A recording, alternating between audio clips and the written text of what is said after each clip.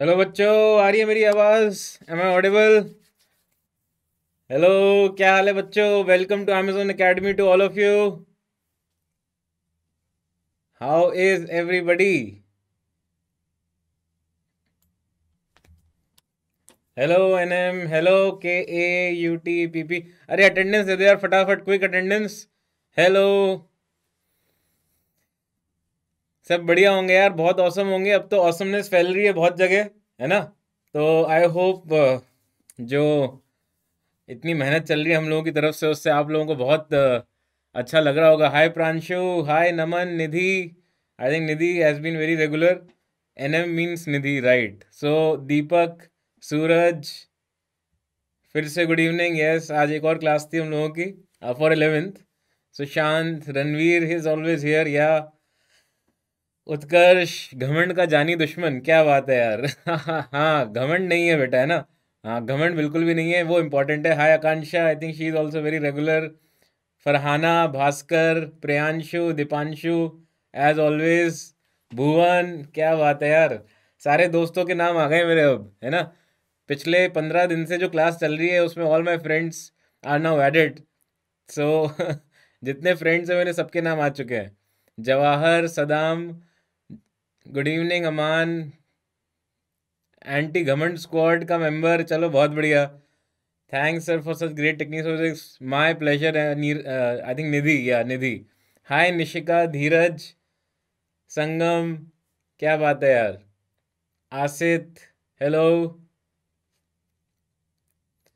और बच्चों फटाफट बताएं क्या चल रहा है, कुछ नया, कुछ नवीन। कैसे निकल रहे हैं आपके दिन?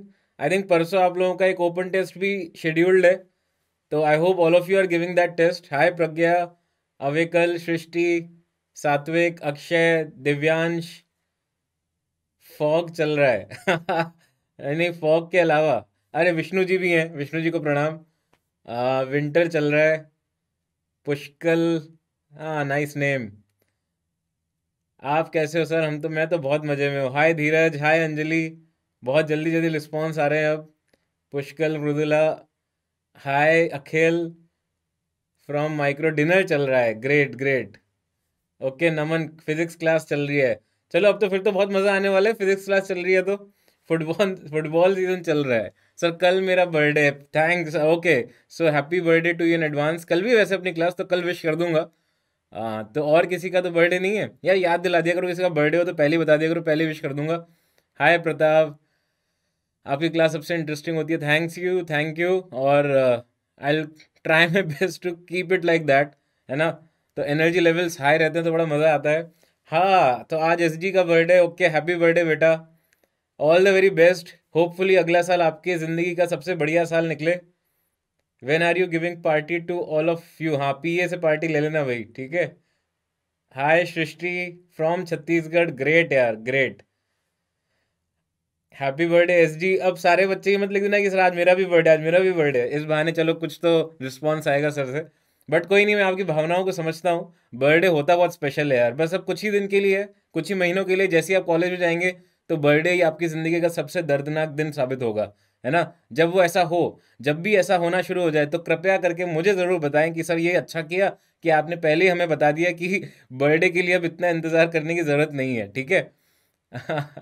Next month will be writing JEE mains at this same date. क्या बात बेटा, क्या दिल को छू लेने वाली बात करी है। बहुत सही बात है ना? ये तो होने वाला है।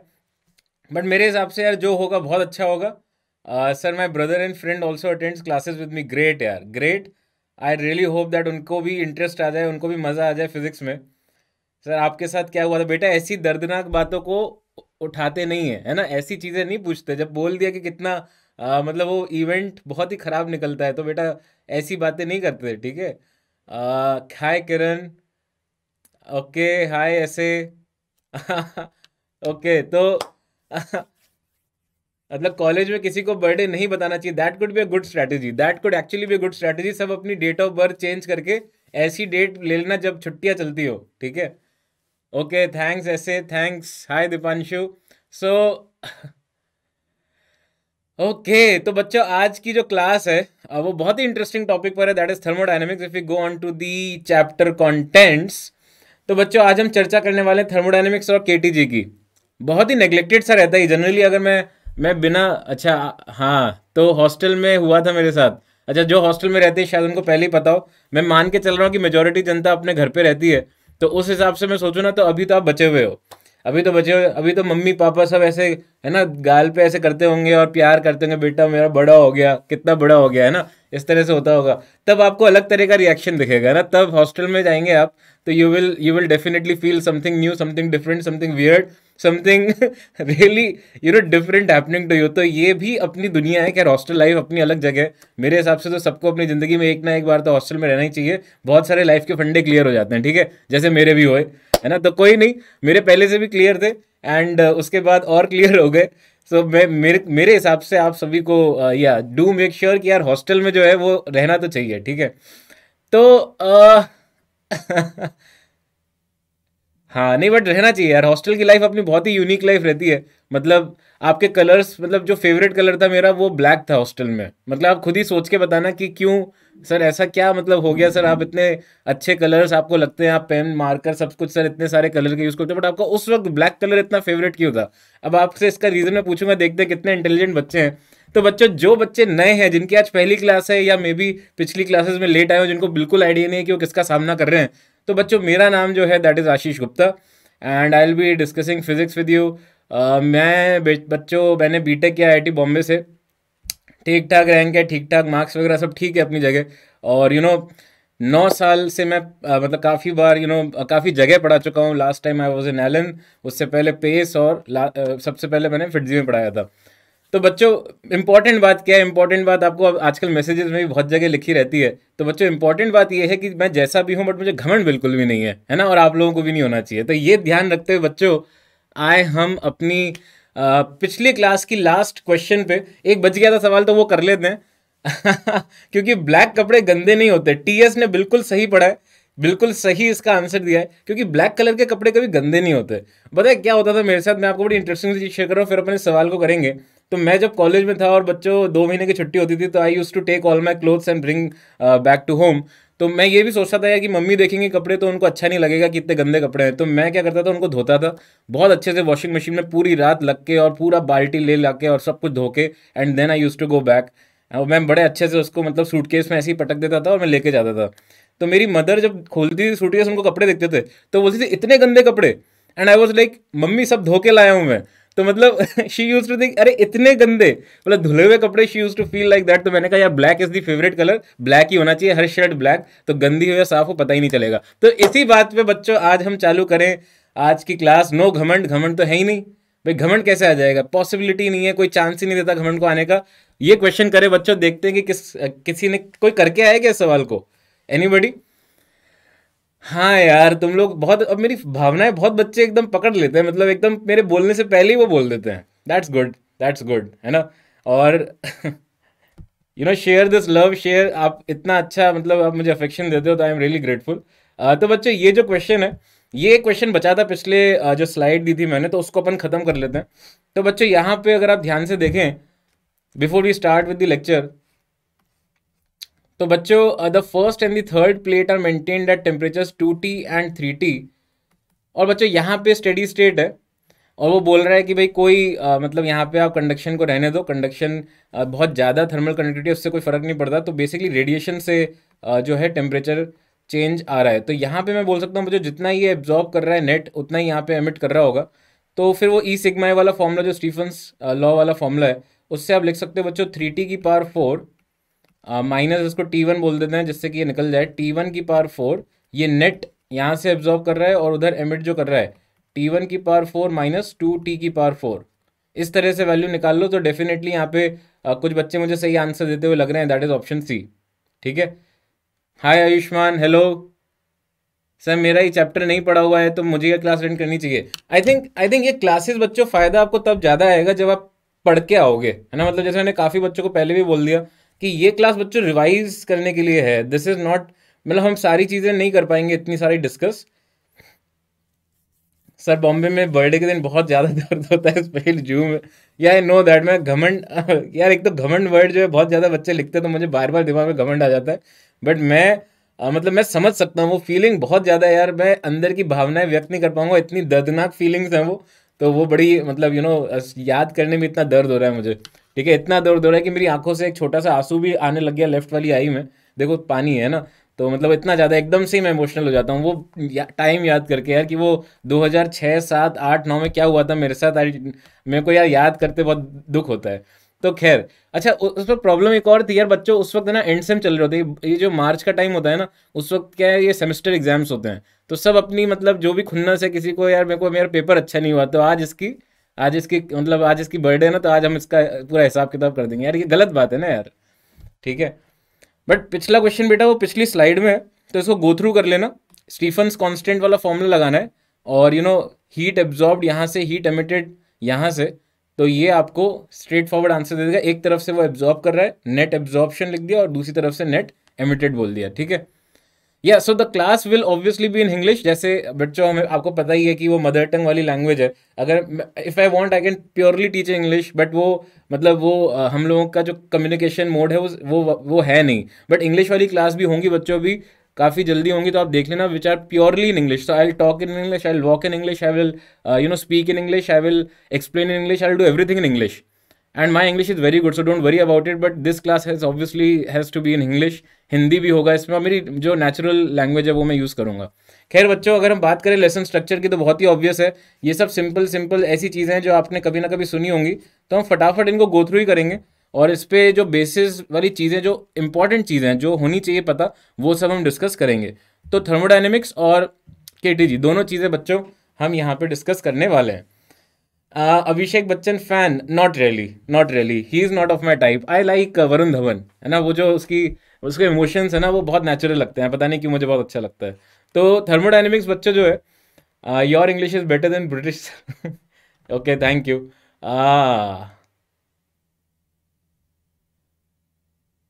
Y class will not be in day.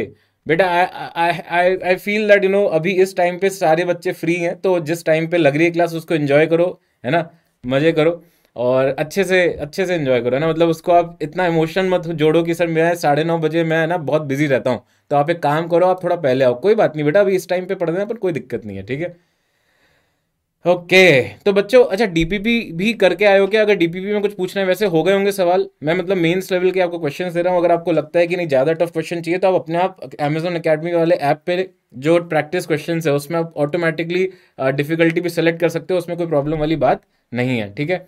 तो थर्मोडाइनमिक्स में बच्चों जो डिस्कशन होता है वो होता है conversion of heat to work and vice versa का, राइट। मतलब हीट का कन्वर्जन वर्क में और वर्क का कन्वर्जन हीट में, तो ये ब्रांच ऑफ फिजिक्स है दैट डील्स, ये इसमें डील करती है ना। तो ये सब पता होगा, मतलब ये सब आपने हो सकता है स्कूल के एग्जाम में ऐसे लिखा भी हो, बट एक हाँ बेसिक आइडिया रहना चाहिए। अब कोई पूछे यार हीट एंड थर्मोडाइनमिक्स आता है क्या, तो थर्मोडाइनमिक्स सुनते ही घंटी बजनी चाहिए, हाँ हीट और वर्क में रिश्ता आता है वाइस वर्सा वाला, तो ये पता होना चाहिए, सिंपल सी चीज़ है। जीरोथ लॉ ऑफ थर्मोडाइनमिक्स क्या है बच्चों? जैसे ए इक्विलिब्रियम में है बी के, और बी इक्विलिब्रियम में है सी के, तो सी भी ए के साथ इक्विलिब्रियम में होगा। मतलब इक्विलिब्रियम का मतलब यहाँ पे टेम्परेचर से लिंक होता है बच्चों, है ना, इक्विलिब्रियम का मतलब टेम्परेचर। तो अगर ए और बी इक्विलिब्रियम में है, तो इसका मतलब दोनों का टेम्परेचर बच्चों क्या है, सेम। अगर बी और सी इक्विलिब्रियम में है, तो दोनों का टेम्परेचर क्या है, सेम। तो जीरोथ लॉ ऑफ थर्मोडायनेमिक्स में आपको मेन जो ध्यान रखने वाली चीज़ है वो है टेम्परेचर, है ना। अगर टेम्परेचर सेम है तो सब कुछ सेम, मतलब इक्विलिब्रियम है, और अगर टेम्परेचर सेम नहीं है तो इक्विलिब्रियम नहीं है, राइट। काफ़ी ऑब्वियस सी चीज़ है यार, बहुत ऑब्वियस है। जैसे आप कुछ भी अगर टच करते हो, जैसे गर्म चीज़ हो, तो एकदम से आपकी उंगली जो है वो जलती है, क्योंकि एकदम से वो हीट लेता है, जिससे कि आपका और जो पतीले का टेम्परेचर सेम हो जाए, तो ऑब्वियसली वो है first law. Oh my God, that is the thing, ये है यार, ये पता होना चाहिए। फर्स्ट लॉ जो है ये आपके लिए सबसे इंपॉर्टेंट लॉ है यहाँ पे, that is delta Q is equal to delta U plus work done, right. ये होता है ना फर्स्ट लॉ।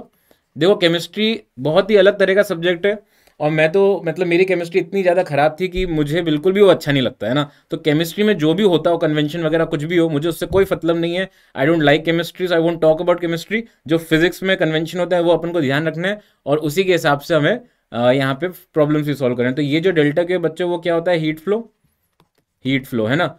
अब बच्चों इसमें हीट फ्लो किससे हो रहा है, किसमें, तो सिस्टम और सराउंडिंग होता है ना। तो सिस्टम अपना जो अपन ऑब्जर्व कर रहे हैं, जिसके बारे में इक्वेशन लिख रहे हैं, और सराउंडिंग जो है बच्चों उसके बाहर जो भी पूरी दुनिया है, वो सब सराउंडिंग का पार्ट है कि नहीं।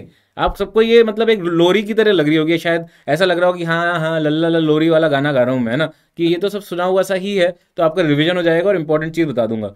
तो डेल्टा की बच्चों अगर पॉजिटिव है, डेल्टा की अगर पॉजिटिव है तो हीट कहाँ से कहाँ जा रही है, सिस्टम से सराउंडिंग। अरे यार देखो, अब यार केमिस्ट्री की बात ना, केमिस्ट्री वर्ड ही मुझे यार मतलब एकदम ऐसा लगता है कि यार कहाँ पहुंच गया मैं ना, तो मतलब बट मैंने मेहनत सबसे ज्यादा उसी में की थी। ऐसे में सोचना कि मुझे अच्छा नहीं लगता तो मैंने पढ़ा नहीं था वो, ऐसे नहीं है ना कि सर आपको अच्छा नहीं लगता मुझे भी अच्छा नहीं लगता तो मैं भी नहीं पढ़ूंगा कल से, ऐसे नहीं करना है।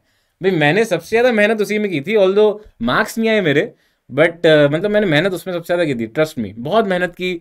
जितना भी पढ़ता उतना मतलब इतना घोट लिया मैंने, बहुत कुछ किया, बट इवेंचुअली यार उतने मार्क्स नहीं आए जितने आ सकते थे ना। हाँ चलो, तो सिस्टम से बेटा डेल्टा की पॉजिटिव तो सिस्टम सराउंडिंग में जा रही है, डेल्टा की नेगेटिव का मतलब उल्टा हो रहा है ना सिस्टम।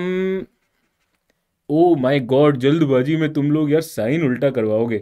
सिस्टम अगर एब्जॉर्ब कर रहा है तो होगा ना डेल्टा की पॉजिटिव, और सिस्टम से बाहर जा रहा है तो होगा डेल्टा की नेगेटिव। ठीक है नाउ अरे नहीं यार ऐसी बातें मत बोलो यार। अबे ऐसे थोड़ी होता है, chemistry is a good subject for clearing JEE, है ना। मैंने तो कर लिया क्लियर जी, तो मैं तो कुछ भी बोलूँ, मेरे बोलने से अब क्या मतलब कि मैं तो कर चुका ना, मेरे को थोड़ी पढ़नी है केमिस्ट्री। बट आप लोग नहीं बोल सकते, अभी आपको अभी केमिस्ट्री पढ़ के क्लियर करना है, फिर आप कुछ भी बोलो यार। मैं तो ये आपको फिजिक्स के लिए भी बोलता हूँ कि फिजिक्स यार जिसको अच्छा नहीं लगता है ना, आप एग्जाम क्लियर करने के बाद हेट करो, बट अभी तो पढ़ लो यार, अभी तो पढ़ो, है ना। ऊपर से अभी जैसे डेल्टा यू है, डेल्टा यू का फॉर्मूला क्या होता है, N C V delta T, ये एक बड़ा प्यारा सा फॉर्मूला है यार, उसको अपन आगे भी यूज करेंगे। ये हो गया अपना change in internal energy, change in internal energy. अरे रैंक यार ये सब मोह माया वाली चीज़ें हैं यार, क्यों टेंशन ले रहे हो। रैंक ठीक थी मेरी, इतनी बुरी नहीं थी, बट मैं अपनी अपनी तारीफ मैंने आज तक कभी करी ही नहीं, तो ऐसे क्वेश्चन मुझसे पूछा ही मत करो। रैंक वैंक लिखी है पहली स्लाइड में, कभी देख लेना बाद में, कोई दिक्कत नहीं है, ठीक है।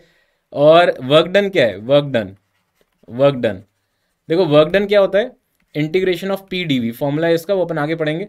तो work done by the system, घमंड बिल्कुल भी नहीं है, घमंड किसी बात का नहीं है। देखो केमिस्ट्री बहुत बड़ी, मार्क्स नहीं है बट घमंड नहीं है ना, ऐसा कोई दिक्कत नहीं है, ऐसा कोई थोड़ी है। Work done on the system, देखिए मार्क्स वगैरह सब ऐसी चीजें एग्जाम क्लियर करने के लिए चाहिए आपको, बाकी लाइफ तो लाइफ है यार, ठीक है।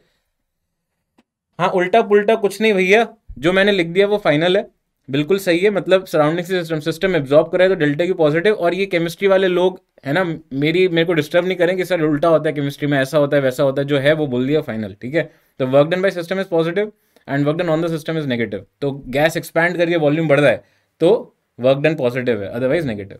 तो हीट फ्लो, यही डेल्टा क्यू की चर्चा कर रहे थे बच्चों अपन, डेल्टा क्यू होता है एन सी डेल्टा टी, जो अपन ने पिछली क्लास में कैलोरीमेट्री में भी देखा था, तो ये होता है बच्चों स्पेसिफिक हीट, ये होता है बच्चों स्पेसिफिक हीट। अब अगर ये सीवी बोलते हैं इसको, तो ये होता है specific heat at constant volume, है कि नहीं, चेक करो, specific heat at constant volume.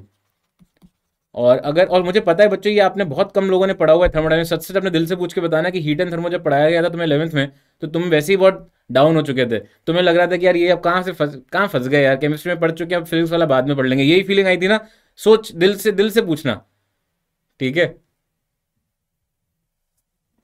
है ना, ऐसा होता है ना, जैसे फ्लूइड में ऐसा हुआ होगा, वेव्स में ऐसा हुआ होगा, और वेव्स आती है तो ऐसा वो हो जाता है कि यार अब नहीं पढ़ सकते हम, है ना। ऐसा होता है, मतलब फिजिक्स में ऐसा होता है कि 11th के एंड में जो 3-4 टॉपिक होते हैं ना, वो यार ऐसे ही हो जाता है, ऐसे ही निकल जाते हैं।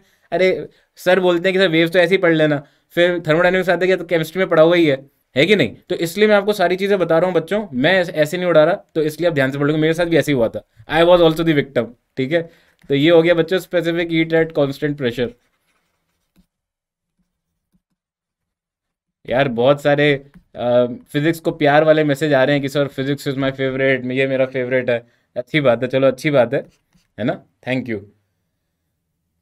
इसलिए कभी डॉपलर समझ में नहीं आ रहा, डॉपलर करेंगे डिस्कस वेव्स में, ऑल दो ईजी है डॉपलर, उस पर डिस्कशन करेंगे, है ना, आने वाला है वो भी।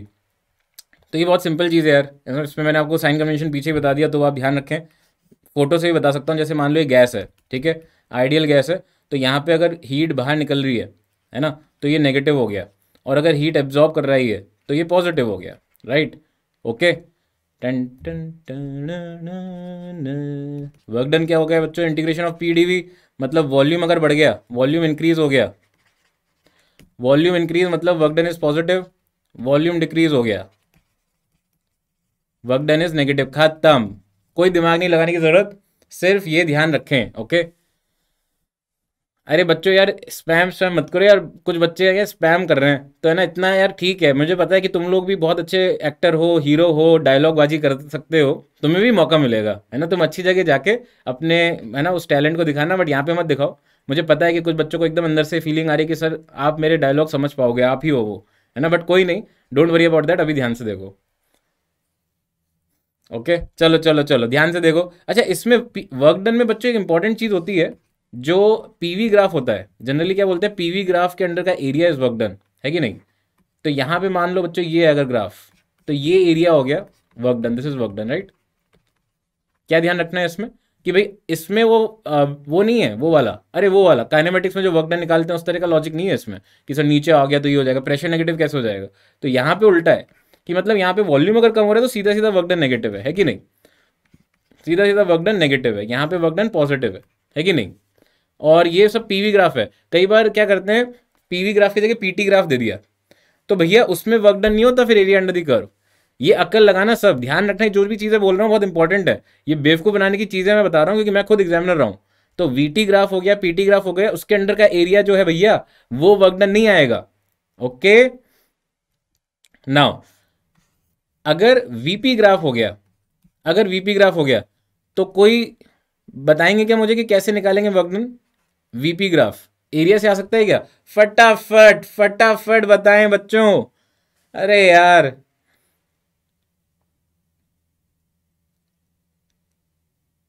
अरे भाई, यही तो सेकंड लॉ ऑफ थर्मोडायनेमिक्स है पीआर, एंट्रोपी है यार, जिंदगी में एंट्रोपी एंट्रोपी है ना। अरे कैसे करोगे यार वीपी ग्राफ में, एरिया कैसे लिखोगे इसमें। अरे यार देखो ध्यान से, ये रहा एरिया, है ना, ये रहा एरिया, वॉल्यूम बढ़ रहा है तो एरिया ले लो ये वाला और पॉजिटिव। अच्छा, ये भी कई बार होता है कि अपन एरिया निकालने में एक्सपर्ट होते हैं, जैसे मान लो ये दे दें, है ना, जैसे ये दे दिया 1 2, यहाँ पे दे दिया 1 और यहाँ पे दे दिया 2, तो अपन हीरोगिरी करके फटाफट कर सकते हैं सॉल्व।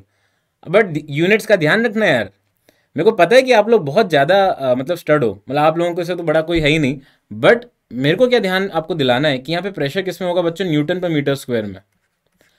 समझ रहे हो मेरी बात, भावना में बह के एटमॉस्फेयर में दे रखा है तो एटमॉस्फेयर ही मल्टीप्लाई कर दिया और जूल में दे दिया आंसर, वो नहीं करना है, क्योंकि वो पक्का करवाएंगे ये गलती। वॉल्यूम किस में आएगा यहाँ पे, मीटर क्यूब। ये केमिस्ट्री पढ़ के लीटर सुनते रहते हैं अपन, दिमाग में लीटर भरा होता है, तो लीटर की जगह आपको पहले मीटर क्यूब में कन्वर्ट करना पड़ेगा, फिर आप मल्टीप्लाई करोगे, ये बात का बिल्कुल ध्यान रखना आप। Okay, internal energy NCV delta T, fix formula, ये सबसे प्यारा है यार, ये जो है ना यार, इंटरनल एनर्जी सबसे फेवरेट है मेरा, बिल्कुल सिंपल है यार, इसमें कोई दिमाग ही नहीं लगाना। सीवी क्या होता है बच्चों, 3R/2, किसके लिए, मोनोटॉमिक। यार ये बेस्ट है, ये इंटरनल एनर्जी सबसे क्यूट लगता है मुझे लगता है यार, ये कितना, ये भावनाएं समझता है अपनी, है ना। ये बाकी सब क्या है, वर्क डन और डेल्टा क्यू दिमाग खाते रहते हैं, बट ये डेल्टा यू है जो हमारे हमें जिंदगी हमारे बचा के रखता है। डेल्टा यू तुरंत पता चलता है, डेल्टा यू, और डेल्टा यू अगर पता चलता है तो खट खट निकलते हैं आंसर। अब देखो देखो देखो देखो, अरे नहीं यार, घमंड नहीं आएगा तुम लोग को, तुम मेरे भक्त हो ना यार, तो घमंड नहीं आएगा। अगर हाँ ऐसे सोचोगे कि नहीं सर हम तो बहुत वो हैं, जैसे समर्पण की भावना नहीं है, तो फिर घमंड आ सकता है, समर्पण है तो फिर घमंड नहीं आएगा, है ना, इतना वरदान दे दिया आपको। तो डायटोमिक के बच्चों अपन degrees of freedom usually R5 बोलते हैं। ये हो सकता है कि कभी कभी मतलब ज़्यादा वाइब्रेशनल वाले डिग्री ऑफ फ्रीडम ले लो, वो बाद में बात करेंगे, वो बहुत ज़्यादा हाई टेम्परेचर पे होता है ना, 4000 5000 केल्विन, तो वो बहुत ही ज़्यादा हाई टेम्परेचर हो गया, तो उसके लिए अलग से मेंशन होना चाहिए, तब जाके आप डायटोमिक में कोई और डिग्री ऑफ फ्रीडम मानोगे। बट अपने फिजिक्स में इतना सब नहीं होता यार, वो केमिस्ट्री वाले हो सकते हैं कि वहाँ पे ज़्यादा एक्सेप्शन वगैरह करें, बट फिजिक्स में यूजुअली आपको दिखेगा कि डायटोमिक में आप CV5R/2 यूज़ करो, कोई लोड वाली चीज़ नहीं है, बड़े आराम से यूज़ हो जाएगा, ठीक है। N is the number of moles and delta T जो है बच्चों, वो क्या हो गया, टेम्परेचर डिफरेंस। ये मैंने बहुत बड़ी बात बोल दी यार बीच में, समर्पण की भावना, है ना, पढ़ाई को भी लेके अगर जिसकी समर्पण की भावना है, देखना यार आपको इसका फल जरूर मिलेगा, ये फिक्स है, समर्पण की भावना होनी चाहिए। ये क्वेश्चन करके बता दें यार। सीपी, अबे सीपी यार, सीवी पता है तुझे, सीपी नहीं पता यार, वैसे मैं बताऊंगा, बट CV+R होता है ना, R ऐड कर दो तो सीपी आ जाएगा। ये मैंने फॉरवर्ड कर दिया है आपका कंसर्न, मैं काफ़ी बच्चे मुझे बोल रहे थे कि सर नए पैटर्न पे करा दो एग्जाम, बट बेटा वो नया पैटर्न से पहले बहुत सारे पेपर्स बन चुके हैं, तो पहले उसको कर लें हम, बट जैसे जैसे आगे टाइम बढ़ेगा I hope that new pattern papers will also be there, ठीक है। Okay, CRI was in Gurgaon, है ना।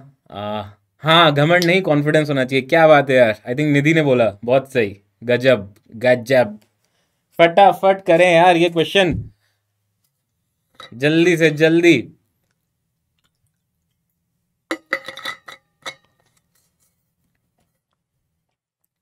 ऐसे क्वेश्चन बहुत ही इजी होते हैं, ये जो क्वेश्चन है जिस तरह का, ये बहुत इजी है और मतलब आराम से आ जाना चाहिए आंसर, है ना। ठीक है, तो बिल्कुल दिक्कत नहीं होनी चाहिए। बी ऑप्शन आ रहा है बहुत बच्चों का, and I am very happy. बच्चों जल्दी से करो, सब करो यार, सब ढंग से करो। देखो भाई, जैसे ही आप क्वेश्चन के सामने आते हो ना, अब आपके एकदम से एंटीना उड़ जाना चाहिए कि यार ये तो अब मुझे करना है, मतलब यही तो एग्जाम वाला टाइम है, तो आपको अच्छे से करना है। हाँ, नाम भी भेज सकते हो, ऑप्शन जैसे आप बताओ ना तो नाम भी भेज सकते हो, तो मैं देखूंगा कि क्लास के एंड तक कितने बच्चों ने सही, हर क्वेश्चन का सही आंसर दिया है ना। बीच बीच में मैं क्वेश्चन पूछता रहूंगा, ठीक है। तो जिन बच्चों ने कर लिया है आंसर इसका, तो ये भी क्वेश्चन करके बताएं, देखते हैं। Let me check, let me check your knowledge. तो बच्चों ये है 1 मीटर क्यूब, और ये है 2 मीटर क्यूब, और बच्चों ये है 1 एटमॉस्फेयर, और बच्चों ये है 5 एटमॉस्फेयर। Find work done. टन टन टन टन टन टन। दिव्यांश भी, आयुष्मान भी, शशांक भी, अमान भी, सृष्टि भी, वासु भी। नहीं बेटा, मैं नहीं जानता पीआर।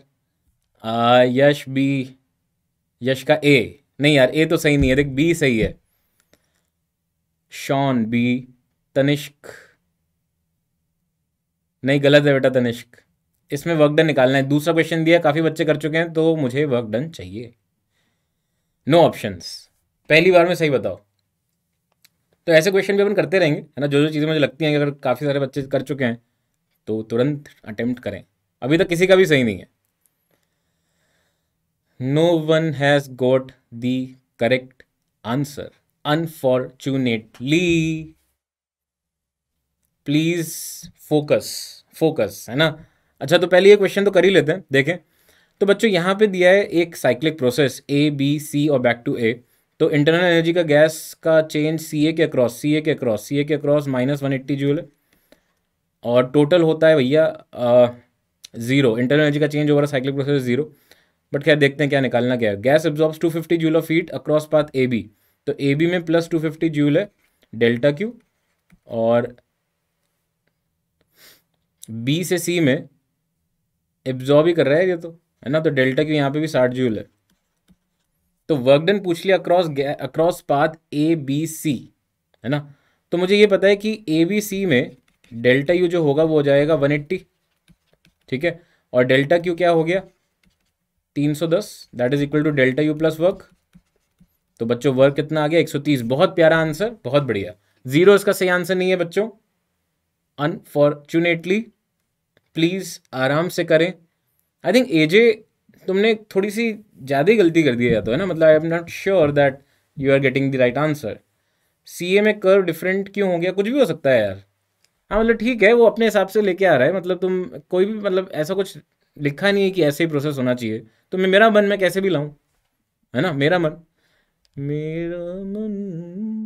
कुछ भी कह सकता है ना। तो कोई भी प्रोसेस हो सकता है, उसकी मर्जी। बट बस वो, है ना, वो टर्म्स आपको पता होंगे, क्वाजी स्टैटिक, है ना, रिवर्सिबल, वो सब क्वाजी स्टैटिक में बहुत धीरे धीरे होता है। तो अपने सारे वैसे ही प्रोसेस ना अपन रिवर्सिबल ही मानते हैं, ठीक है। अच्छा, एक बार और एक्सप्लेन करिए बेटा। ए से बी जब वो गया और बी से सी गया, तो ए बी सी में जो डेल्टा क्यू है, पहले 250 है, फिर यहाँ पे 60 है। तो टोटल कितना हो गया बच्चों, 250 + 60 दैट इज 310, राइट। अच्छा, यहाँ ए बी सी में डेल्टा यू क्या होगा, पूरे में देखोगे ना यार, तुम सेम स्टेट पे पहुंच गए, टेम्परेचर डिफरेंस ही 0 है। अगर मैंने ए से स्टार्ट किया और ए पे ही पहुंच गया, तो 0 होना चाहिए डेल्टा यू। तो ए बी सी में कितना होना चाहिए डेल्टा यू, 180, है ना। तो 180 यहाँ पुट कर दो, तो वर्क डन कितना आ जाएगा 130। हाँ, रिकॉर्डिंग सबका मिलेगा बेटा, बिल्कुल मिल जाएगा। कौन सी यूनिट में आंसर देना है, तुम फिजिक्स में कौन सी यूनिट में आंसर देते हो वर्क डन का, बताओ। जूल में देते हो, अर्ग में देते हो, या कोई और केमिस्ट्री वाली कोई यूनिट।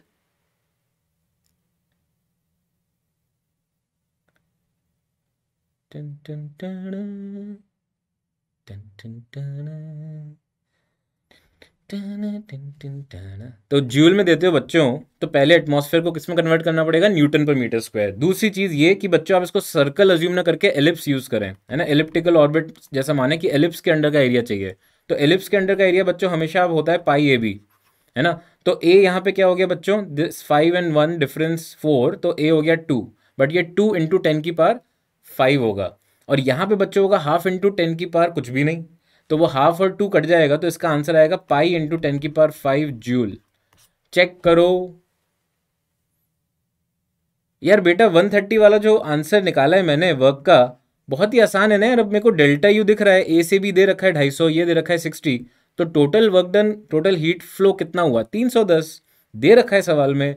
अच्छा, यहाँ सी से ए दे रखा है -180 डेल्टा यू, तो ओवरऑल बच्चों जीरो होता है ना, मतलब अब सेम स्टेट में पहुंच गए, तो डेल्टा यू ओवरऑल जीरो होगा। तो अगर यहाँ सी से में -180 है, तो दूसरे में कितना हो गया, +180। ठीक है, हाँ गुड। सर 4 पाई क्यों नहीं लगेगा, 4 पाई नहीं, रेडियस चाहिए ना अपन को, रेडियस बेसिकली ए और बी, एलिप्स की बात करें तो। आई एम इन क्लास 11, तो बेटा 11th के लिए है नहीं वैसे, है ना, 11th के लिए है नहीं, हाँ 11th के लिए नहीं है, ये 12th के लिए, 12th या ड्रॉपर उसके लिए है। ठीक है, फुल लेंथ क्लास हो जाएंगी, चलो I think by April they should start, बिल्कुल राइट। तो बच्चों अच्छी बात है, हाँ तान्या तुम्हारा सही था, ग्रेट, गुड जॉब।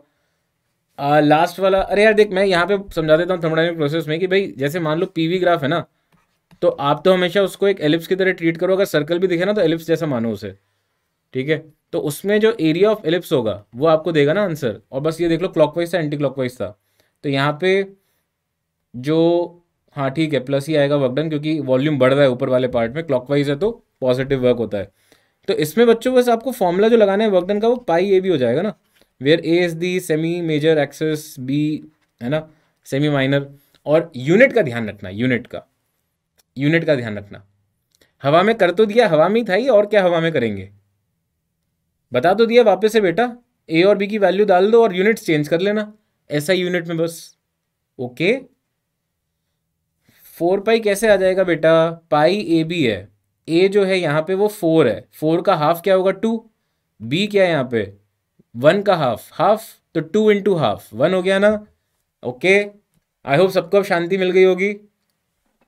चलो, तो थर्मोडायनेमिक प्रोसेस जो बच्चों, उसमें हम देखेंगे बहुत सारे टाइप ऑफ प्रोसेस जिसमें स्टेट चेंज होता है गैस का, और मतलब जो भी स्टेट चेंज होगा उसके हिसाब से हम देखेंगे। तो अगर मान लीजिए प्रेशर कांस्टेंट है तो उसको आइसोबैरिक बोलते हैं, वॉल्यूम कांस्टेंट है तो आइसोकोरिक, तो इसी तरह से होता है। मतलब स्टेट 1 से, स्टेट का मतलब हो गया जहाँ पे पी वी और टी कुछ फिक्स पॉइंट्स हो, राइट, और स्टेट 2 में जा रहा है वो, तो दूसरा कोई पी वी टी है ना, मतलब इस तरह से, तो हम उसको थर्मोडायनेमिक प्रोसेस का नाम देते हैं। तो ऐसा पहला प्रोसेस जो हम डिस्कस करेंगे आइसोकोरिक, इसमें बच्चों होता है वॉल्यूम कॉन्स्टेंट, वॉल्यूम कांस्टेंट होता है। तो बच्चों यहाँ पे ऑब्वियसली पीवी ग्राफ जो होगा उसमें वॉल्यूम कांस्टेंट है, तो ये ऐसा कुछ है ना, straight line parallel to Y axis, यहाँ P1 V1 T1 है, यहाँ P2 V1 T2 है। तो वॉल्यूम अगर कांस्टेंट है बच्चों, तो इसका मतलब प्रेशर अपॉन टेम्परेचर, ऐसे लिख सकते हैं वैसे, P1 upon T1 is equal to P2 upon T2 वगैरह वगैरह, है ना, ये सब आई होप आप सबको पता है। तो बच्चों ये ग्राफ भी बना सकते हो आप, है ना, इसमें अच्छा जो ग्राफ बनता है वो होता है P versus T, P versus T। अरे यार, अब जो फोकस, जो करंट पार्ट पे, डिस्कशन पार्ट पे चल रहा है ना, उस पर फोकस कर लें सब, है ना, पीछे वाला बाद में देख लेना बेटा, कुछ लिखना कुछ नहीं है किसी को भी, ये सब मिल जाएगा आपको। तो यहाँ पे work done is zero, obviously work done is zero, delta U अपना वही पुराना प्यारा फॉर्मूला मेरा फेवरेट, और डेल्टा क्यू जो है work done plus delta U होता है, तो वो भी N C V delta T आ जाएगा, इसको ध्यान रखें, बहुत सिंपल, टू इजी। आइसोबैरिक में क्या होता है बच्चों, प्रेशर इज कांस्टेंट, तो यहाँ पे क्या हो जाएगा बच्चों, अगर P कांस्टेंट है तो इसका मतलब V1 upon T1 is equal to V2 upon T2, बस सुनते रहें यार, ज्ञान बट रहा है, ले लें।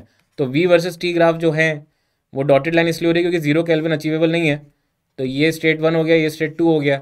इसमें बच्चों डेल्टा यू अपना फिर से फेवरेट, नहीं अगर बोलो तो स्पीड कम करूं, अगर तुम्हें लगता है कि ये ऐसी चीज़ है जिसको मुझे टाइम देना चाहिए, मेरे को ऐसा लगता नहीं है, मैं चाह रहा हूँ कि जहाँ तुम्हें पेन होता हो ना वहाँ पे जाऊँ, वहाँ पे रुकूँ थोड़ा। ये यार आइसोबैरिक आइसोकोरिक तो तुम शायद पक गए होगे देख के, मतलब इसमें क्या है यार, ऐसा है, इसमें ऐसा कुछ भी है क्या जहाँ पे मैं थोड़ा आराम आराम से, तुम बोलोगे तो मैं बता दूंगा, आराम से धीरे धीरे लिखूंगा, बट मेरे को क्या मतलब, मेरे को इसमें क्या बताऊँ यार। इंटीग्रेशन पी डी वी है, तो पी बाहर आ जाएगा, पी कॉन्स्टेंट है तो हो जाएगा P into V two minus V one, तो ये आ जाएगा बच्चों N R T2 minus T1, ठीक है, बहुत ही सिंपल है यार। डेल्टा क्यू क्या हो जाता है, एनसीपी डेल्टा टी, जो कि आप देख सकते हो कि delta U plus work done से भी आ रहा है ना। ये तो बहुत ईजी है, इसमें कुछ है ही नहीं। मतलब मेरे मेरे को ऐसा लगता है आइसोकोरिक और आइसोबेरिक आते ही थैंक यू गॉड निकलता है, थैंक गॉड इस पर कुछ पूछ लिया, क्योंकि इस पर कुछ जनरली मतलब है ही नहीं, ऐसा क्या डिस्कस करें। Isothermal is important, isothermal important है, एडियाबैटिक है, और आई थिंक वो पॉलीट्रॉपिक है। तो इसमें पीवी ग्राफ बड़ा मजेदार होता है ना, पीवी इज कॉन्स्टेंट मतलब टेम्परेचर इज कॉन्स्टेंट, ठीक है। इसमें बच्चों ध्यान देने वाली बात है, क्योंकि वर्क डन का फॉर्मूला जो होगा इंटीग्रेशन पी डीवी, अब यहाँ पी और वी दोनों में से कोई कांस्टेंट नहीं है, तो बच्चों ये N R T by V हो जाएगा। तो एन आर टी, ठीक है, मैं न्यूमेरिकल्स में टाइम दे दूंगा बच्चों इस बार, है ना। मेरे को ऐसा लग रहा था यार कि ठीक है मैं न्यूमेरिकल्स में टाइम दे दूंगा, जहाँ कि यहाँ अटको ना मैंने 2-3 बार समझाया था जैसे, तो मैं थोड़ा सा टाइम और दे दूंगा, मुझे कोई ऐसा लोड नहीं है। बट फोकस करो समझने पे, याद करने पे, मेमोराइज करने में, इसलिए मैं कह रहा हूँ रिवाइज करके आओ, फिर आपको मजा आ जाएगा। टी कांस्टेंट है, और इसको मैं ऐसे भी लिख सकता हूँ N R T L N P one upon P two, right.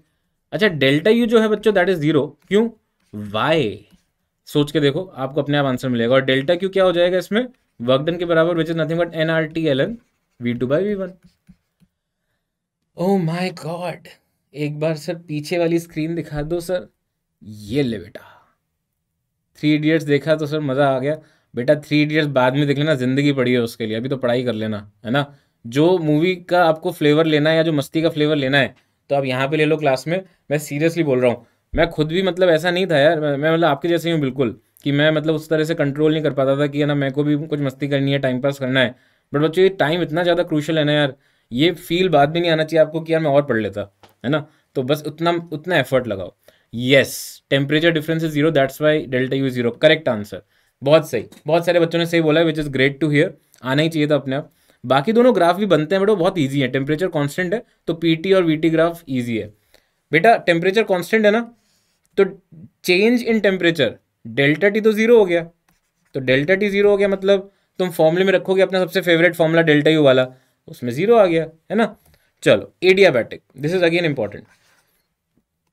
PV की पार गामा इज कांस्टेंट। अब ये गामा क्या है भैया, ये गामा है सीपी अपॉन सीवी, जो कि फिजिक्स में यूजुअली अपन सीपी सीवी जो रहता है, ये 7/5 आ जाएगा डायटोमिक के लिए, और 5/3 आ जाएगा मोनोटोमिक के लिए, ठीक है। और ध्यान क्या रखना है बच्चों इसमें, यार बहुत इजी है, डोंट वरी। मतलब ग्राफ में मैंने आपको बताया ना, सबसे इंपॉर्टेंट ग्राफ इसमें जो अभी तक बताया, पीवी इज, है ना, रेक्टेंगुलर हाइपरबोला वाला कर्व है, वो ध्यान रखो। एडियाबैटिक में अब देखो सबसे अच्छी बात क्या है, फिर से वही सर डेल्टा यू आपने तो जो बताया वो फिक्स है कि N C V delta T होता है। और एडियाबैटिक में दूसरी चीज डेल्टा क्यू जो है वो जीरो होती है, मतलब कोई हीट का ट्रांसफर नहीं हो रहा सिस्टम और सराउंडिंग्स के बीच में, है ना।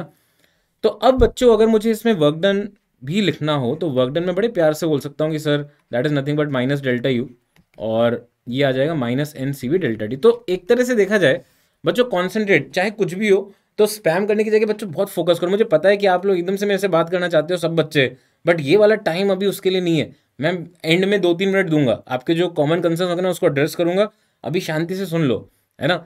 तो ये इसमें पंगा एडियाबैट में बच्चों कभी भी डेल्टा क्यू निकालने में या वर्क डन निकालने में उतना नहीं है, क्योंकि बहुत स्ट्रेट फॉरवर्ड फॉर्मूले हैं यार।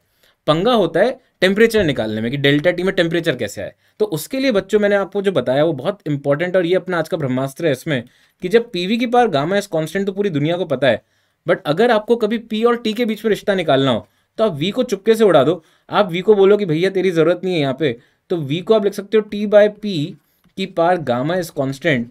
तो ये हो जाएगा बच्चों पी की पावर 1 माइनस गामा, टी की पावर गामा इज कांस्टेंट। बोलो भाई समझ में आया क्या। कभी भी आपको इस तरह से दिया हो, then you can obviously use this and get the answer. Okay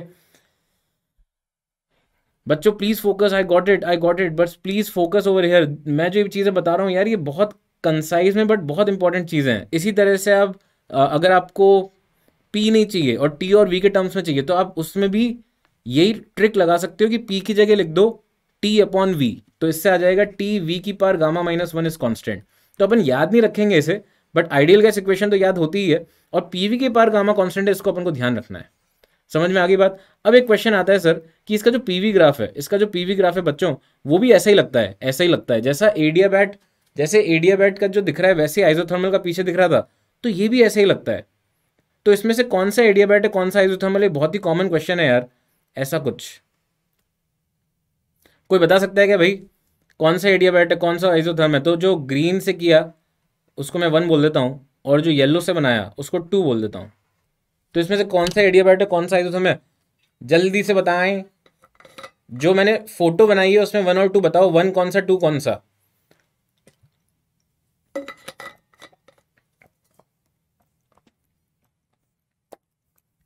फटाफट फटाफट। थैंक यू भाई, थैंक यू। अब देखो जैसे मैं रुक गया यहाँ पे, क्योंकि मुझे पता है बहुत इंपॉर्टेंट है, यहाँ पे बच्चे अटकते हैं। ये बताओ। तो बहुत सारे बच्चे सही बता रहे हैं, 1 एडियाबैट और सेकंड आइसोथर्म। अब बच्चों पते की बात, बहुत इंपॉर्टेंट बात है यार जो मैं बोलने जा रहा हूँ, कि यार ये बहुत सही बच्चे बोल रहे हैं कि सर एडियाबैट का जो स्लोप होता है ना, एडियाबैट का स्लोप वो होता है माइनस गामा। क्या होता है, किसी को पता है क्या, माइनस गामा। क्या लिखूं, पी बटा वी, पी वी, पी बटा टी, क्या लिखूं यहाँ पे, स्लोप में क्या आएगा, what will be in in the formula of slope, minus gamma, what will be slope of adiabat curve, minus gamma P बटा वी, और स्लोप ऑफ आइसोथर्म ये होता है minus P divide by V. तो बच्चों ऐसे में क्या आता है, नीचे जो जा रहा है ना, क्योंकि गामा 1 से बड़ा है, तो इसका स्लोप जो है ना बच्चों वो ज़्यादा होगा। तो जब ये कॉमन पॉइंट के नीचे आ रहे हैं कर्व, तो ध्यान से याद रखना, एडियाबैट जो है बच्चों नीचे फंस जाता है। तो नीचे वाला एडियाबैट है और ऊपर वाला आइसोथर्म है। और यही होता है उल्टा बच्चों, जब ऊपर की तरफ देखते हो आप इन कर्व्स को, तो यहाँ पे देखो आप ध्यान से, तो ये वाला बच्चों ऊपर आ गया और दूसरा वाला नीचे चला गया। तो इसमें कभी गलती मत करना यार, ये बहुत इजीली आपसे गलती करवा सकते हैं। प्लीज ध्यान रखिएगा, है ना, ये जो मैंने बताया इट इज इंपॉर्टेंट। अच्छा, इसी से फिर एक फॉर्मूला भी बन सकता है ना, adiabatic bulk modulus and isothermal bulk modulus, है ना, गामा पी और सिर्फ पी, ये भी एक फॉर्मूले होते हैं, उनको थोड़ा ध्यान रखना, है ना, इस तरह से आते हैं। पॉलीट्रॉपिक प्रोसेस आखिरी प्रोसेस है, लेट अस सी। पॉलीट्रॉपिक प्रोसेस में क्या होता है बच्चों, पीवी की पावर एक्स इज कांस्टेंट। लो भैया, ये सबसे कॉम्प्लिकेटेड, ये सबसे कॉम्प्लिकेटेड है यार। मैं एंड में बता दूंगा यार, स्लाइड मिल जाएगी तुम्हें उस पर, तुम्हें इतने चतुर बच्चे हो, तुम्हें सब ढूंढोगे सब मिल जाएगा व्यू लेसन मटेरियल्स में। यार मेरा फेवरेट फॉर्मूला इसीलिए डेल्टा ही हो, क्योंकि ये कभी नहीं बदलता, ये मेरा साथ नहीं छोड़ता, ये ऊट पटांग फॉर्म में नहीं लेता, ये मेरा है। इसमें सी का फॉर्मूला याद रखना बहुत ज़रूरी है पॉलीट्रॉपिक प्रोसेस में। आई होप काफ़ी सारे बच्चों को पता है। सो दिस इज, बेटा बार बार स्पैम मत करो, है ना, जो जो टंग है वही है, नेचुरल वे ऑफ कम्युनिकेशन है। Just concentrate on what I am writing, because if you keep on typing then my attention goes to you, right. So I will just give my best, but please observe, please, है ना, ध्यान से देखो। तो ये आ जाएगा बच्चों N C V delta T plus N times R into delta T upon 1 - x, इस तरह से होता है यार डेल्टा क्यू, है ना। और अगर आप ध्यान से देखो तो यही तो डेल्टा यू है, तो इसका मतलब ये वाला जो टर्म है बच्चों, ये क्या बन गया, दिस इज वर्क डन। ठीक है, ये वर्क डन हो गया, है ना। तो अपन एक तरह से ध्यान रखें यार कि ये जो है ना फॉर्मूला, ये सारी समस्या की जड़ है, this is the root cause of all problems. ले बेटा इंग्लिश में, तो ये जो सी है ना, इसका फॉर्मूला ध्यान रखो, this C V is the same C V which we use for monoatomic and diatomic. X यहाँ पे ऊपर लिखा हुआ ही है। तो बच्चों प्यार से बता दो यार मुझे कि P V square is equal to constant में, P V square equal to constant है, डायटोमिक गैस है, डायटोमिक गैस है, तो भैया इसका सी क्या होगा, फटाफट फटाफट जल्दी से। अरे एनएम यार, निधि क्या डाउट है, बहुत ऊपर चला जाता है, बहुत ज़्यादा मैसेज आते हैं। ओके, 1 टाइम और आफ्टर कॉमन पॉइंट। तो बच्चों कॉमन पॉइंट जो था ना पिछले ग्राफ में, उसमें 2 पार्ट हैं, नीचे, नीचे जब आ रहे हैं ग्राफ, और ऊपर। तो जब कॉमन पॉइंट से बच्चों नीचे जाते हैं तो नीचे वाला कर्व एडियाबैट है, बट जब कॉमन पॉइंट से ऊपर जाते हैं तो जो नीचे की साइड है ना कर्व, वो आइजो है, आइजोथर्मल। तो बस इस बात का आप ध्यान रखना, ठीक है। तो देखो कितने वैरायटी ऑफ आंसर मिल गए। यूटी बोल रहा है 2r/3, ऐसे बोल रहा है 2r, के एच बोल रहा है -7/5r, के एस बोल रहा है 3/2r। आपको मेरा साक्षात दंडवत प्रणाम, है ना, वर्चुअल वर्ल्ड को। अरे भाई, oh my God, can you see कि आप लोगों ने एक सिंपल से फॉर्मूले को अप्लाई करने में आज 7 लोगों ने, ऐसा लग रहा है मुझे, 7 अलग अलग आंसर दे दिए। ओ my God, how can this happen, how is it possible, is it really true, क्या ये सच है जो मैं देख रहा हूं, इतनी वैरायटी ऑफ आंसर। अरे एक जना एक बार ही दे यार। देखो ऐसा है पॉलीट्रॉपिक में अब जो भी बचे हुए ग्राफ हैं वो सब जो भी बचे हुए प्रोसेस है वो सब पॉलीट्रॉपिक के थ्रू होगा, ये फिक्स है ना। R/2 आ रहा है, अब धीरे धीरे 3R/2 भी आ रहा है। यार देखो इतना इजी क्वेश्चन है, मैं एक्चुअली मेरे को लग रहा था कि आप फट से सही आंसर दोगे सब, और फिर मैं आपको दूसरा थोड़ा सा अलग करके दूंगा, बट यार इसी में फंस गए अपन हैं। एक्स की वैल्यू 2 है, दिस इज एक्स, तो क्या बन गया ये सीवी क्या है यहाँ पे, डायटोमिक का सीवी। अबे यार तुम लोग भी यार कमाल करते हो यार। 5 5 5, देखो संगति का असर हो रहा है मुझ पे भी, ऐसा लग रहा है मुझे आज संगति का असर हो रहा है यार, हैं ऐसा तो नहीं। अब अगला जो मैं क्वेश्चन दूंगा ना, सबका सही आंसर आना चाहिए, सबका, ठीक है। तो ये हो जाएगा -r और 3R/2, तो 3R/2 आएगा। ओ भाई 3R/2 कितने लोगों का आया देखें बेटा। नहीं, गलत आंसर निकालना अपन को, अपन नहीं निकाल सकते गलत आंसर। इस क्वेश्चन का आंसर आप एग्जाम में गलत नहीं निकाल सकते। It is not allowed, not allowed. एक और question, P(t)² is constant, find C of this process. ये मोनोटोमिक गैस है यार, प्लीज सही निकाल दो प्लीज। इतना तड़पाओगे अब तुम लोग मुझे, हैं इस क्वेश्चन का गलत आंसर निकाल के, ऐसी ऐसे ऐसे। सीवी बेटा, सीवी फॉर डायटोमिक गैस आना चाहिए यार, this is so easy. CV अगर आप मतलब 11th 12th, सॉरी 12th में हो तो आपको पता होना चाहिए CV of gas. Diatomic gas का सीवी होता है 5R/2, है ना। ये बहुत बेसिक चीज़ है, बहुत ज़्यादा बेसिक है। इट्स लाइक मैं आपसे पूछ रहा हूँ 2 × 4 क्या है ना, सेकेंड क्लास के बच्चे को या थर्ड क्लास के बच्चे को 2 4 जा बताओ, ठीक है। प्लीज कृपा करके यार सही आंसर निकाल दो इस क्वेश्चन का।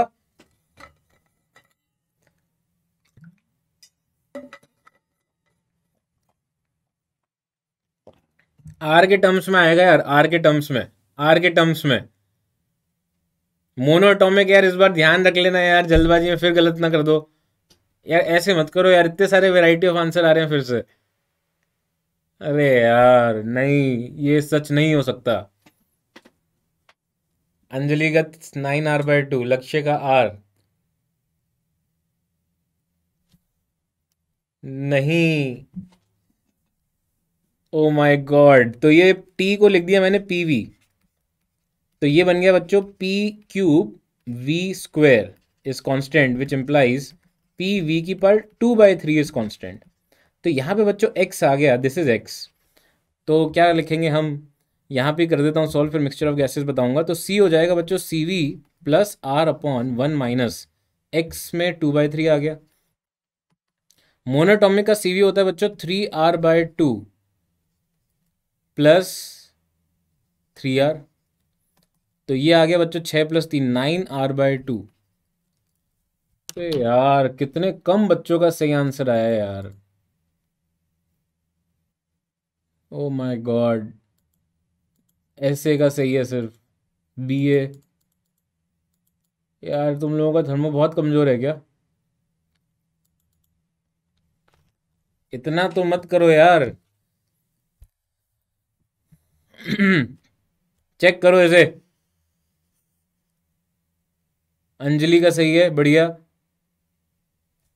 अरे ये कैलकुलेशन देखो ना यार, ये इतना मुश्किल लग रहा है क्या यार, ये बेसिक मैथ से अरेंजमेंट कर रहा हूं मैं, और PV² X के फॉर्मेट में कन्वर्ट कर रहा हूं। अरे एक्सप्लेन तो मैं कर दूंगा, बट इसमें दिक्कत क्या है, इतना सब कुछ तो लिख दिया मैंने।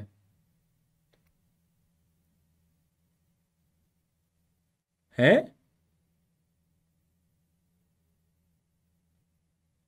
हाँ तो यार मेरी राइटिंग दिख नहीं रही क्या तुम लोगों को, तुम लोगों को राइटिंग नहीं दिख रही क्या यार। मेरे को लग रहा है कि मैं अच्छे साइज का लिख रहा हूँ यार, और ऐसा कोई गंदी राइटिंग नहीं लिख रहा मैं, साफ साफ दिखना चाहिए। 2 नहीं दिख रहा तुम लोगों को। हाँ, T को तुम PV/NR लिखोगे तो NR कांस्टेंट में चला जाएगा, NR तो कांस्टेंट में चला जाएगा यार। ऐसा कैसे हो सकता है यार, इट्स अनबिलीवेबल। इतने सारे लोगों का गलत आंसर आ गया एक क्वेश्चन कराने के बाद भी। अब अगला मैं मिक्सचर ऑफ गैसेस पे जो क्वेश्चन दूंगा वो सही होना चाहिए, ठीक है। तो ये क्वेश्चन का अब ठीक है, सबको समझ में आ गया। तो यहाँ पे 9R/2 right, mixture of gases में देखो अब, मिक्सचर ऑफ गैसेस में क्या होता है बच्चों, आप ऐसे बोल सकते हो, इसमें जो दो गैस को आपने मिक्स कर दिया, तो यहाँ पे डेल्टा यू इफेक्टिवली जो होगा वो सम हो जाएगा, है ना, इंडिविजुअल डेल्टा यू का। तो सी वी वन आ जाएगा बच्चों, N C V equivalent will be N one C V one plus N two C V two upon N one plus N two, right. और इसी तरह से सी पी इक्वलेंट हो जाएगा N one C P one plus N two C P two upon N one plus N two. But ये gamma के लिए मत लगा देना यार, गामा के लिए तुम्हें इन दोनों को डिवाइड करना पड़ेगा। तो गामा इक्विवेलेंट एक्चुअल में होगा N one C P one plus N two C P two upon N one C V one plus N two C V two. इसमें ये गामा गामा मत लिख देना, ठीक है। तो बच्चों फटाफट बताएं मुझे, फिर से क्वेश्चन देखते हैं अब कितने लोग सही देते हैं। 3 moles of helium gas mixed with 2 of oxygen gas, find gamma equivalent. बिल्कुल सही आना चाहिए सबका, बिल्कुल सही आना चाहिए सबका। ये इंपॉर्टेंट क्वेश्चन है, मैं मजाक नहीं कर रहा। ये क्वेश्चन एज इट इज आ जाएगा मेंस में। ये ना बेवकूफ़ बनाते हैं इन चैप्टर्स में, ये चेक करते हैं कि तुम्हें कुछ आता भी है कि नहीं। अगर तुम्हें बिल्कुल भी नहीं आता ना, तभी तुम खो सकते हो इन क्वेश्चन में, अदरवाइज नहीं।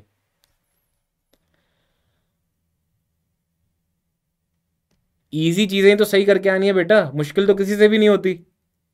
भाई मेंस का लॉजिक यही है, मेंस में अगर तुम ये सोच के बैठे हो कि सारे टफ क्वेश्चन करके आऊंगा मैं, तो बेस्ट ऑफ लक। भाई ये तो स्ट्रैटेजी उल्टी पड़ जाएगी अपने लिए। इजी और मॉडरेट क्वेश्चन ही तो सही करके आने हैं। अगर टफ आ गए 2-3 तो उनको कौन करता है, उनको वैसे ही कोई नहीं कर पाएगा। ये पहली बार में सही आंसर बताएं, देखते हैं कितने लोगों का आता है पहली बार में। और नोटबुक रखना पास में, नोटबुक रखना पास में, उसमें पहले 2 आंसर फिर लगा गए यार।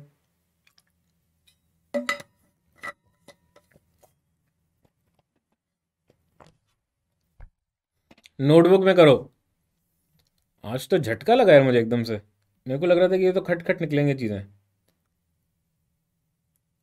पहले 3 अलग अलग आंसर्स आए, फिर मैच करते हुए लग रहे हैं, तो 3 ऑप्शंस हैं।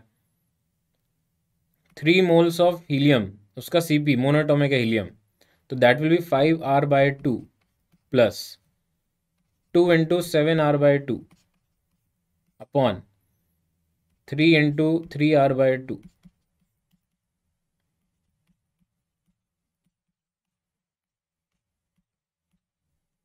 तो ये 15/2, 14 प्लस 15 29 अपॉन 9 10 19, ये आएगा। अब आर क्यों आ रहा है, आर क्यों है यार, आर क्यों आ रहा है?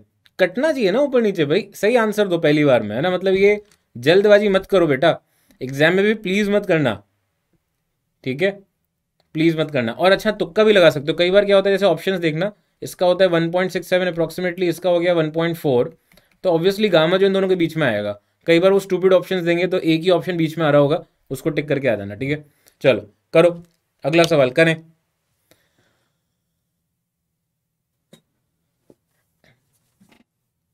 फटाफट, JEE Mains 2014, to get rid of tiredness before sleeping what type of songs will be here.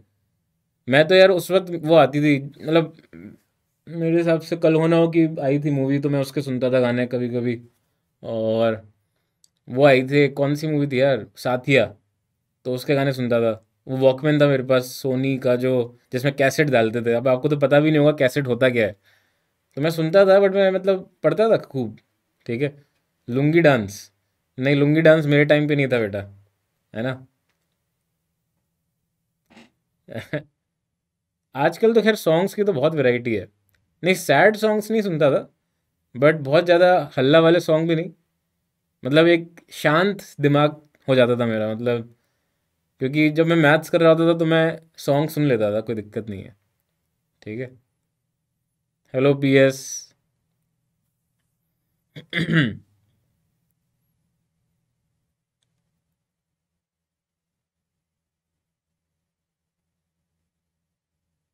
प्यार किया तो डरना क्या, हाँ ये भी देखी थी मैंने, बट कोटा में इतना उस वक्त मतलब कल्चर यही था कि हॉल में जाके देख लो और उस तरह से। खैर मतलब आई वॉज प्रेटी मतलब स्टूडियस किड, जब एग्ज़ाम होते थे तभी जाता था देखने, बाकी तो पढ़ता रहता था थोड़ा, है ना। ये लो, ये गानों पे आ गए तो। अबे कम ऑन यार, ये क्वेश्चन करो अब, गाने ही गाने। Kabir Singh Japanese remix. अबे कहाँ से आए यार तुम लोग? अबे जापानीज रिमिक्स कौन सुनता है बेटा? क्या कैसे लोग हो यार तुम? हैं?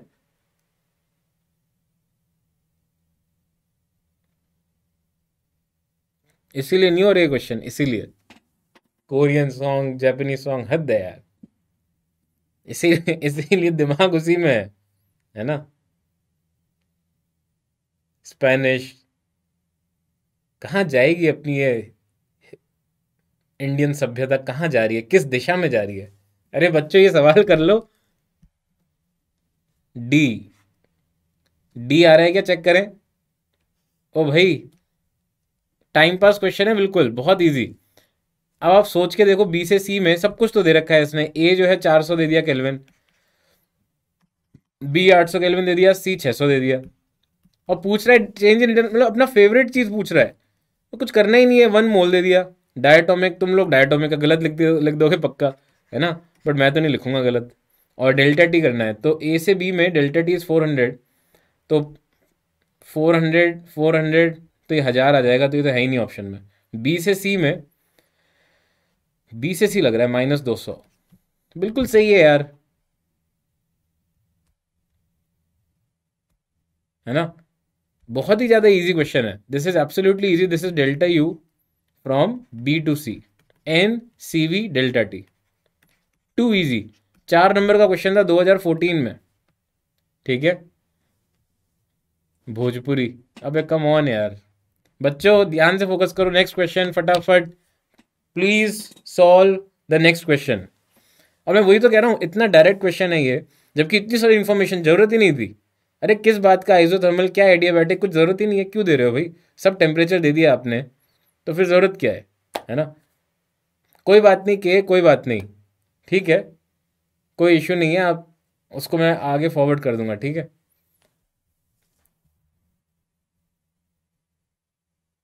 क्या होगा इस देश का, सही बात है। तो बच्चों, ये अच्छा क्वेश्चन है, this is a good question. Please focus, please focus. बस करो बच्चों, बस करो।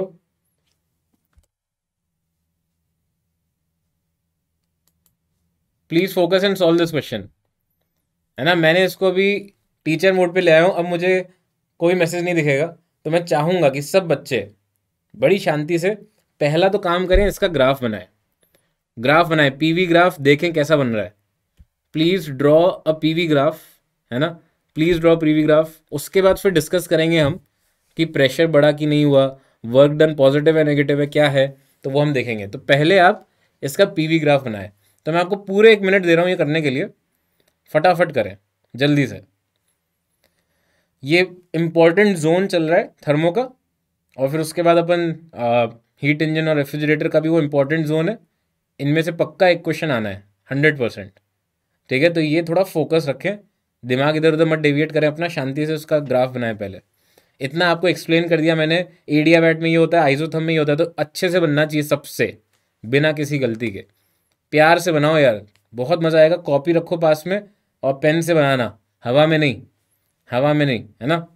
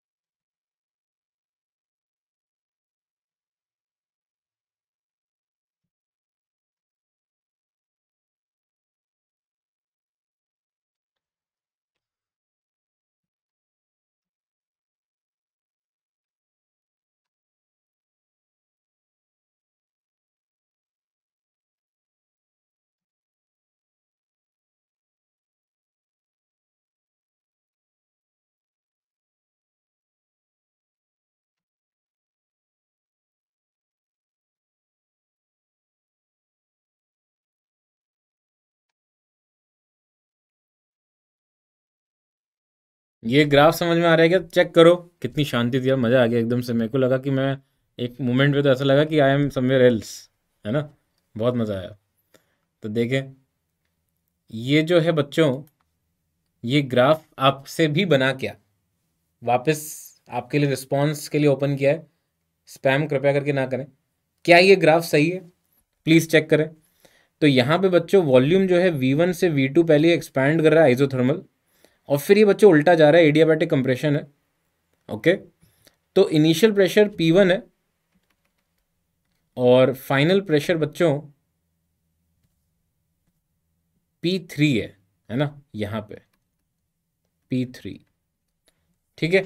अब बच्चों इंटरेस्टिंगली इस बार ये आइजो है और ये ऊपर वाला एडिया है, तो ये वही चीज़ आ गई कि जब ऊपर जा रहे हैं, जो कॉमन पॉइंट है उससे जब ऊपर है, तो एडियाबैट ऊपर वाला कर्व है, तो ये नीचे वाला नहीं है एडियाबैट, ऊपर वाला। तो डेफिनेटली P3 बच्चों ग्रेटर देन P1 है। और जब वॉल्यूम कम हो रहा है तो हायर प्रेशर पे हो रहा है, तो work done less than zero है ना। तो P3 is greater than P1, work done is less than zero. ये आंसर हो जाएगा आपका ऑप्शन बी। बहुत प्यारा क्वेश्चन था ये, मतलब ये एडवांस का ही क्वेश्चन है, बट डेफिनेटली आपको इसने सोचने पे मजबूर करा दिया कि अगर आप ग्राफ नहीं बनाओगे तो आप जल्दबाजी में गलत कर सकते हो, है ना। ठीक है, जल्दबाजी नहीं करनी, ऐसे सवालों में शांति से सोचो और ढंग से बनाओगे कर्व तो मज़े से आंसर आएगा। ठीक है, क्लियर है सबको। अब बहुत सारे बच्चे सही दे रहे हैं ना मेरे बताने के बाद, सबका बी आ रहा है। हाँ हाँ सर, मैं भी यही बोल रहा था, यही तो था। सो दिस इज बिल्कुल रेप्लिका है यार, देखो ना पीछे, ये देखो, ये वाले पार्ट का रेप्लिका है। ये जो पार्ट है ना, इसी को मैंने जूम करके यहां बना दिया, बिल्कुल सेम। बस इंश्योर ये कर दिया कि दोनों का वॉल्यूम सेम हो, एंड में दोनों का वॉल्यूम सेम आ जाए। ठीक है, because this is the common point, ये कॉमन पॉइंट है। यही तो मैंने आपको बोला कि कॉमन पॉइंट के ऊपर एडियाबैट ऊपर रहता है और कॉमन पॉइंट के नीचे एडियाबैट नीचे रहता है। ओके, तो तभी स्लोप उसका ज़्यादा होगा। आप वो भी चेक कर सकते हो किसी पॉइंट पे स्लोप ज़्यादा करने से करना क्यों है। वर्क डन जीरो क्यों है, वर्क डन जीरो का है, लेस देन जीरो है ना, work done less than zero है, इसका एरिया ज़्यादा हो गया। ठीक है, या सेकेंड लॉ ऑफ थर्मोडायनेमिक्स। ठीक है, मतलब सेकेंड लॉ अपने इतना ज़्यादा डिटेल में नहीं है, बट ध्यान क्या रखना है बेसिकली कि जो भी आप सारा वर्क करते हो किसी सिस्टम पे, वो पूरा का पूरा हीट में कन्वर्ट नहीं हो सकता, है ना, कुछ ना कुछ वेस्ट ही होना है उसमें से। तो that is second law. Main चीज़ है हीट इंजन और रेफ्रिजरेटर साइकिल। प्लीज़ चेक करें, प्लीज़ चेक करें। तो बच्चों यहाँ पे हीट इंजन का जो स्कीमेटिक है ना, जो आपको ध्यान रखना है वो क्या है, स्कीमेटिक ये है। तो बच्चों इसमें दो चीज़ें हैं जो अपन को ध्यान रखनी है, एक है सोर्स जो कि T1 पे बोलते हैं विच इज़ हायर टेम्परेचर, और एक है सिंक जो कि T2 पे बोलते हैं और वो लोअर टेम्परेचर है। तो T1 ग्रेटर देन T2 है। तो बच्चों यहाँ पे क्या कर रहा है, वो सोर्स से लेता है हीट, एक्सट्रैक्ट करता है Q1, और सिंक में वेस्ट हीट जाती है और वर्क करता है, वो अपना वर्क करना है, इसके लिए मेन चीज़ है। तो एफिशिएंसी किस पे क्या चीज़ आ जाएगी बच्चों इसमें, efficiency will be nothing but W divided by जो वो हीट इनपुट आ रही है उसमें, राइट। तो net work done upon Q positive, that is the formula for efficiency of heat engine, right. I hope सबको पता है ये। और अगर अपन W को एलिमिनेट करना चाहें, ये लिख सकता हूँ मैं यहाँ पे कि sir Q1 is equal to W plus Q2। तो इस फॉर्मूले को अपन ऐसे भी लिख सकते हैं बच्चों, eta is equal to W हो गया Q1 minus Q2 upon Q1, इस तरह से भी लिखा जाता है कि नहीं। तो ये आई होप सबको पता है बच्चों। इस फोटो को देख के कुछ कुछ हो रहा है क्या, इस फोटो को देख के आपको कुछ कुछ हो रहा है क्या। ये वाला जो कर्व है PV ग्राफ में, ये वाला, ये देख के आपको कुछ कुछ हो रहा है क्या बच्चों। और इसको अपन अगर याद करें तो ये अपना कार्नेट अंकल ने जो दिया था, कार्नेट साइकिल वही है।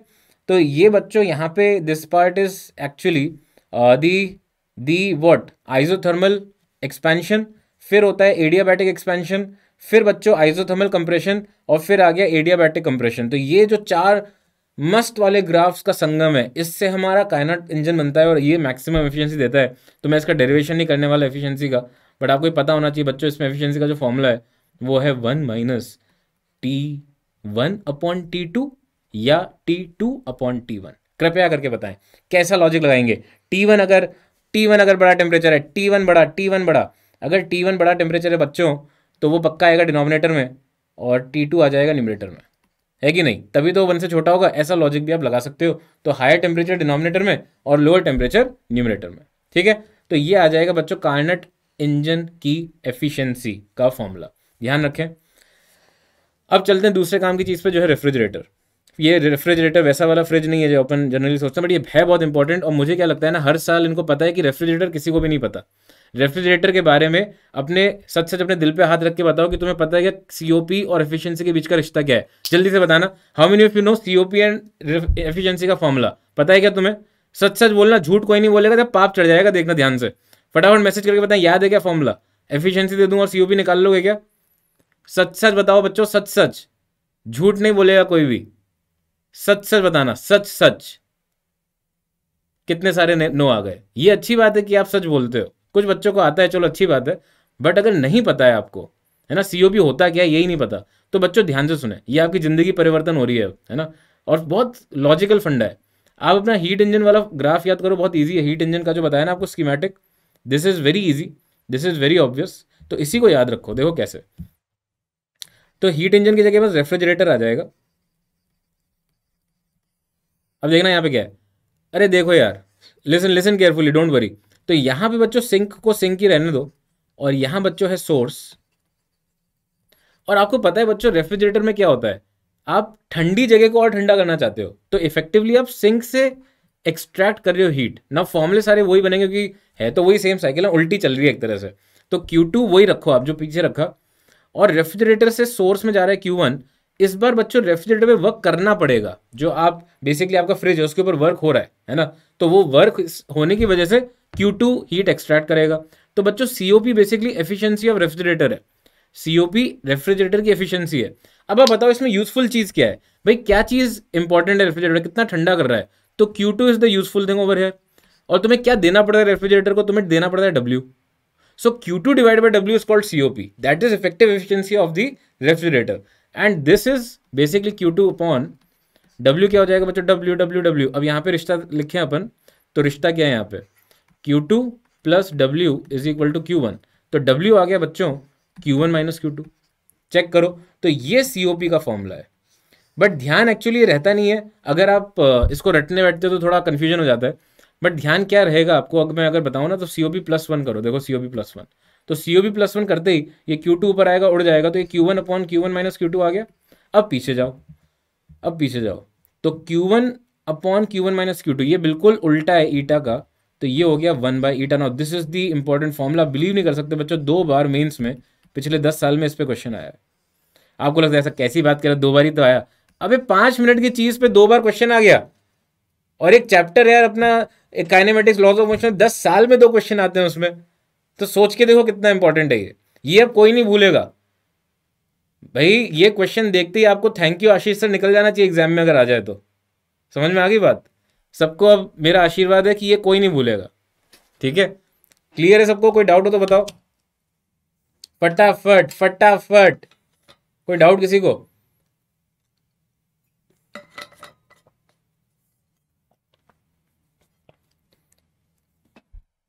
अगर 100 बच्चे भी है ना इसमें, तो 2-3 से ज़्यादा पता नहीं होगा किसी को इसके बारे में, बट अब पता है। ध्यान रखना यार प्लीज़, है ना।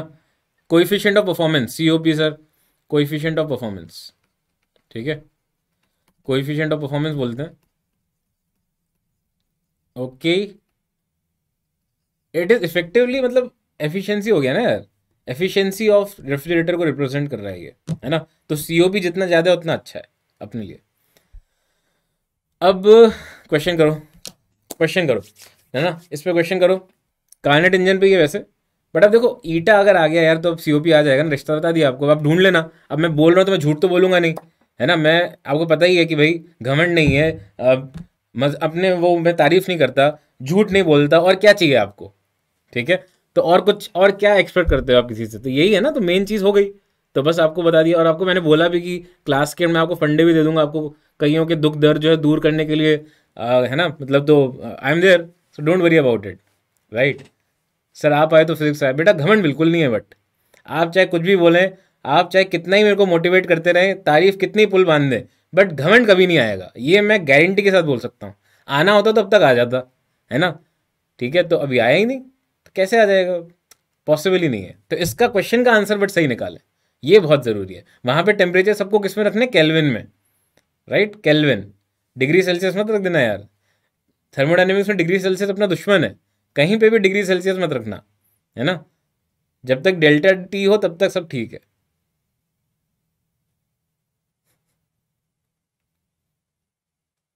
अरे डिफरेंट डिफरेंट नाम दिए जा रहे हैं, बट फिर भी घमंड बिल्कुल नहीं है ना। सर संडे को मिलता है कि आपको बिल्कुल आता तो वो है ही, मतलब ऐसे कोशिश वो करता है कि आसपास घूमूं मेरे, बट मैं आने ही नहीं देता, खोलता ही नहीं दरवाज़ा, है ना। सब तरफ से रूम पैक है एकदम, तो पॉसिबिलिटी ही नहीं है यार, कहाँ से आ जाएगा। अरे चांस ही नहीं है। इतने सारे ऑप्शन हैं यार, 4 ऑप्शन में है, तुक्का नहीं मारना है, तुक्का नहीं मारना है, प्यार से करें।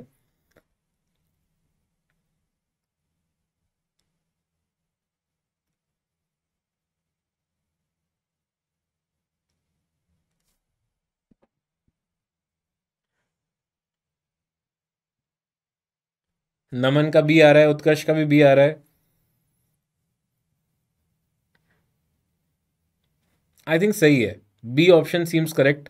बट मैं चाहता हूँ सारे बच्चे करें, मतलब मैं बता नहीं सकता कि हर साल ऐसे क्वेश्चन देते हैं यार, हर साल देते हैं, इनको पता है कि यू नो बच्चों को आता नहीं है ये, उनको पता है। Sir I am feeling very demotivated, what should I do to motivate my self?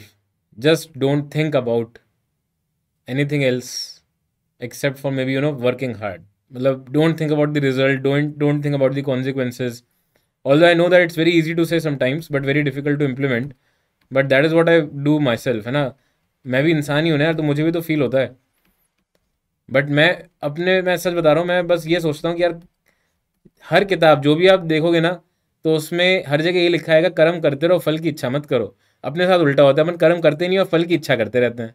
हर किताब में, आप कोई भी किताब खोल लो, चाहे कोई भी रिलीजन, कोई भी कुछ भी हो, सब में यही लिखा होता है ना, और अपन करते उल्टा है उसका। तो बस और कुछ मत करो। अगर आपको ज्ञान चाहिए तो मैंने आपको एक लाइन में ज्ञान दे दिया संसार का, राइट, ठीक है। तो अब बच्चों क्या है, तो ये T1/T2 है, T1 लोअर टेम्परेचर है, T1 हायर, एंड 1/6, राइट। तो इससे बच्चों आ जाएगा T1/T2 इज 5/6। और घमंड बिल्कुल भी नहीं आया, गुड। अगर घमंड नहीं आया तो अच्छी बात है। तो अब जब टेम्परेचर रिड्यूस कर दिया बाय 62 डिग्री, सिंक का टेम्परेचर बच्चों, मतलब छोटा टेम्परेचर रिड्यूस किया, तो उसको मैंने T1 माना है, तो एफिशिएंसी डबल हो गई। तो 1/3 इज इक्वल टू 1 माइनस, बच्चों मैं धीरे धीरे कर रहा हूँ, जैसे कि आप लोगों को कुछ को लग रहा था कि सर थोड़ा सा धीरे बता दो, तो मैं धीरे कर रहा हूँ। I hope this is pretty clear to all. तो इससे मेरे पास आ गया बच्चों T1 - 62/T2, ये आ गया बच्चों 2/3, राइट। अब इन दोनों इक्वेशंस को मैंने डिवाइड कर दिया, है ना, इन दोनों को डिवाइड कर दिया, तो ये हो जाएगा बच्चों T1 - 62 इज इक्वल टू 5/6 2/3। तो ये बच्चों आ जाएगा हमारे पास 15/12। एक सेकेंड, ये तो कट ही रहा है ना, तो 5/4। तो यहां से बच्चों 4T1 is equal to 5T1 - 310। तो ये T1 आ गया बच्चों 310 केल्विन, केल्विन। अब कई बच्चे हो सकता है बैठ गए हो कि सर 310 आ गया हमारा, बट ये तो मैच ही नहीं कर रहा। अरे वो केल्विन में, बट इन्होंने डिग्री सेल्सियस, देखो देख रहे हो कितने होशियार हैं जेई वाले, उनको पता है कि नस नस पता है आपकी, है ना, वो कि आप कहाँ अटकोगे। तो इसलिए 37 यहाँ पे आ जाएगा 310 - 273, तो 37 आ गया, है ना। और दूसरा टेम्परेचर आप निकाल ही लोगे अब, है ना, इसमें डाल दो, मतलब 310 डाल के T2 की वैल्यू आ जाएगी, उसके करस्पॉन्डिंग 99 आ जाएगा। वैसे ऑप्शंस में निकालने की ज़रूरत नहीं है, सिर्फ 37 है बेटा। यहाँ पे डिग्री सेल्सियस, यहाँ पे रिड्यूस बाय 62 डिग्री सेल्सियस, अगर मैं यहाँ पे लिख देता 62 केल्विन, तो कोई अंतर होता क्या? अगर टेम्परेचर कम किया 62 डिग्री से या कम किया 62 केल्विन से, तो उससे कोई फर्क पड़ जाता क्या? उस पर कोई फर्क पड़ता क्या अगर मैं यहाँ पे कन्वर्ट करना चाहूँ चेंज इन टेम्परेचर को? कुछ फर्क नहीं पड़ता ना। तो इसका करेक्ट आंसर यही है, बी फॉर बॉम्बे, है ना। अगर आप 100 डिग्री गर्म कर रहे हो, तो 100 डिग्री आप चाहे डिग्री सेल्सियस में बढ़ाओ या 100 डिग्री बढ़ाओ केल्विन में, एक ही तो बात है यार, सिंपल, है ना। चलो, अब बच्चों जो बचा हुआ पार्ट है यार, अपना थर्मोडायनेमिक्स एक पार्ट था, एक काइनेटिक थ्योरी ऑफ गैस भी था। तो काइनेटिक थ्योरी ऑफ गैसेस में क्या होता है बच्चों? मिलन होता है। किन दो चीज़ों का मिलन होता है? Macroscopic properties plus microscopic properties, इन दोनों का मिलन होता है, ठीक है। मैक्रोस्कोपिक प्रॉपर्टीज का मतलब जो पूरे गैस के लिए डिफाइंड हो, PVT। माइक्रो मतलब स्पीड, है ना। और क्या हो सकता है माइक्रो में? काइनेटिक एनर्जी है कि नहीं, मोमेंटम, इन सब का मिलन, इनके बीच की रिश्तेदारी बताते हैं। How is T1/T2 5/6? यार 1 - 1/6 तो कर लो ना यार। अब 1 - 1/6 तो अपने आप करेगा ना यार, PS है, कर लेगा ना, हो जाएगा ना अपने आप। बहुत अच्छा बेटा है, ठीक है। चल, तो अजम्पशंस ये होते हैं बच्चों। अजम्पशंस जो है वो हर किताब में हर जगह लिखे होते हैं। आपने आज तक अगर कोई भी किताब खोली हो KTG के अजम्पशंस पढ़ने के लिए, तो सब अपना ज्ञान बांटते हैं उसमें। तो मैंने भी यहाँ पे आपके रेफरेंस के लिए लिख दिया है, तो आप फटाफट देख लें इसको। और मतलब मेरे हिसाब से तो सिंपल सा ये रैंडम मोशन होता है, distance between molecules is much greater as compare to each molecule का साइज। पोटेंशियल एनर्जी जीरो मानते हैं हम, तो ये बहुत इंपॉर्टेंट है। यू जीरो मानते हैं गैस की, तो जो भी टोटल एनर्जी है गैस की, वो इफेक्टिवली उसकी काइनेटिक एनर्जी ही है। प्लीज ध्यान रखें इस बात का। All collision are perfectly elastic, सही है। Duration of collision is very small, ठीक है ना, ये सब पता होगा, ये ध्यान रख लेंगे। रूट मीन स्क्वायर स्पीड, तो VRMS क्या आता है बच्चों? √3 RT/m does not depend upon pressure, independent of pressure, independent of pressure, only depend on temperature.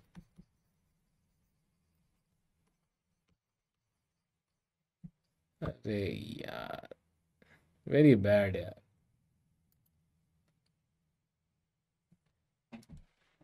क्या है यार।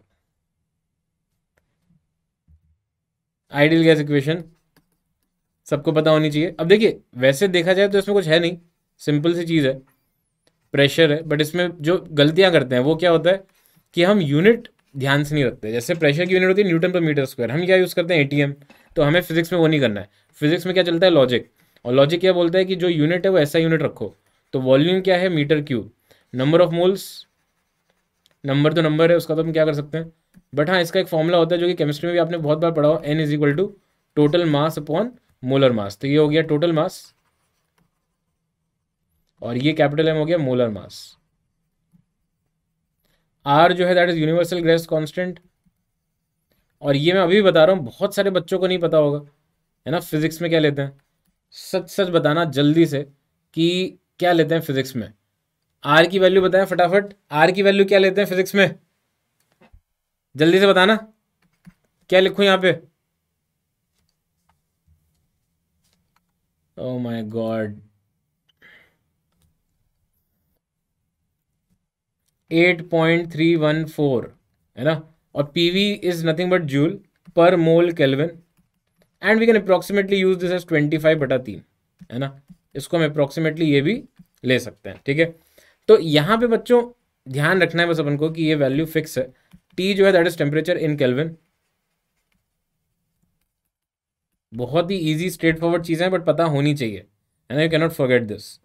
उसके बाद बच्चों मैक्सवेल का स्पीड डिस्ट्रीब्यूशन लॉ देखें, तो बच्चों यहाँ पे dN/dV है ना। तो नंबर ऑफ मॉलिक्यूल्स पर मीटर, है ना, पर यूनिट टाइम, तो उस हिसाब से है। तो अगर हम इसमें यहाँ पे dV से मल्टीप्लाई कर देंगे, तो इस इंटरवल में जैसे ये छोटा सा एलिमेंट ले लूँ मैं, उसके अंदर के नंबर एरिया निकाल लूँ, तो ये क्या रिप्रेजेंट करे? Number of molecules having 400 metre per second speed, इस तरह से, ठीक है। तो यहाँ पे आप ग्राफ देखोगे तो बच्चों मोस्ट प्रोबेबल आ रहा है इधर, है ना। एवरेज यहाँ आ रहा है, VRMS यहाँ पे आ रहा है, ठीक है। तो ये एक तरह से अगेन मतलब आप सिंपली इसमें कैलकुलेशन के लिए फॉर्मूले होते हैं, फॉर्मूले में वैल्यू डालो, आंसर निकालो, उस तरह की चीज़ है। तो ऐसा कुछ बहुत इंपॉर्टेंस नहीं रखता। बट हाँ, ये दिख रहा है हमें कि टेम्परेचर के प्रोपोर्शनल है। टेम्परेचर कम कर दिया तो पीछे चला गया कर्व, टेम्परेचर बढ़ा दिया तो आगे आ गया, है ना। Law of equipartition of energy क्या बोलता है? तो बच्चों यू जो है उसका फॉर्मूला क्या हो जाएगा इसमें? F/2 RT for F degree of freedom, right. और ये बच्चों 1 मॉलिक्यूल के लिए, तो N मोल्स देखें हम, बोल्ट्जमैन कांस्टेंट इनफैक्ट KT आता है, तो बाकी N मोल्स के लिए करेंगे तो nRT आ जाएगा। सो U for N moles F/2 into nRT, right, इस तरह से आ जाएगा। तो हम क्या बोलते हैं फिर भाई? सर आपने तो बताया था कि मोनोटोमिक के 3 होते हैं और फिर डायटोमिक के 5 होते हैं, तो 3/2 nRT आ गया। हाँ, तो ये बच्चों ये काइनेटिक एनर्जी को भी रिप्रेजेंट करते हैं कि पोटेंशियल एनर्जी तो वैसे ही जीरो होती है ना। पोटेंशियल एनर्जी अपन कंसिडर नहीं करते। और इसमें बच्चों हम जो नॉर्मल डिग्रीज ऑफ फ्रीडम है ना, वही कंसिडर करते हैं। तो वैसे क्या चेंज आ सकता है वही बता देता हूँ मैं आपको। तो डिग्री ऑफ फ्रीडम यहाँ पे 3 है ट्रांसलेशन के, और यू नो रोटेशन के भी हो सकते हैं, है ना, 3 हो सकते हैं रोटेशन के, बट इसमें हम जैसे अब एक एक करके डिस्कस करते हैं। तो 2 जैसे रोटेशन और 2 वाइब्रेशनल। तो अगर जैसे मोनोटोमिक की बात करें तो इसमें 3 तो हो जाएंगे बच्चों ट्रांसलेशन के, है ना, रोटेशन का चक्कर ही नहीं है इसमें। तो इसके डिग्री ऑफ फ्रीडम तो हो गए 3।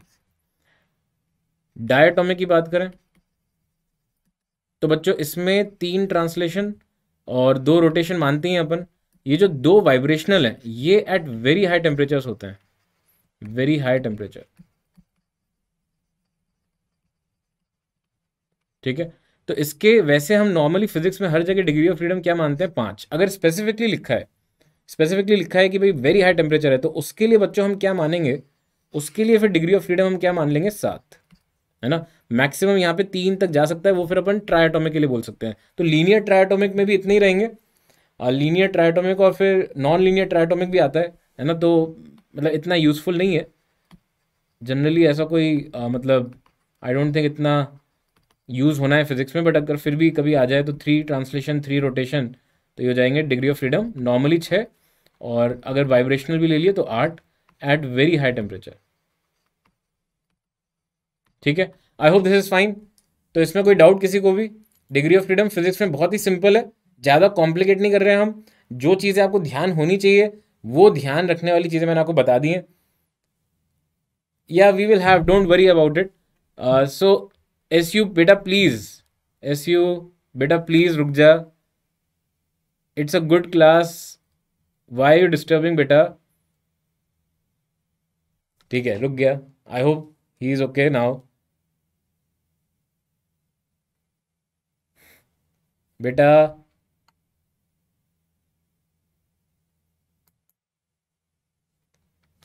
तो अब यहाँ पे बच्चों बाकी चर्चा भी सॉरी कर लेते हैं।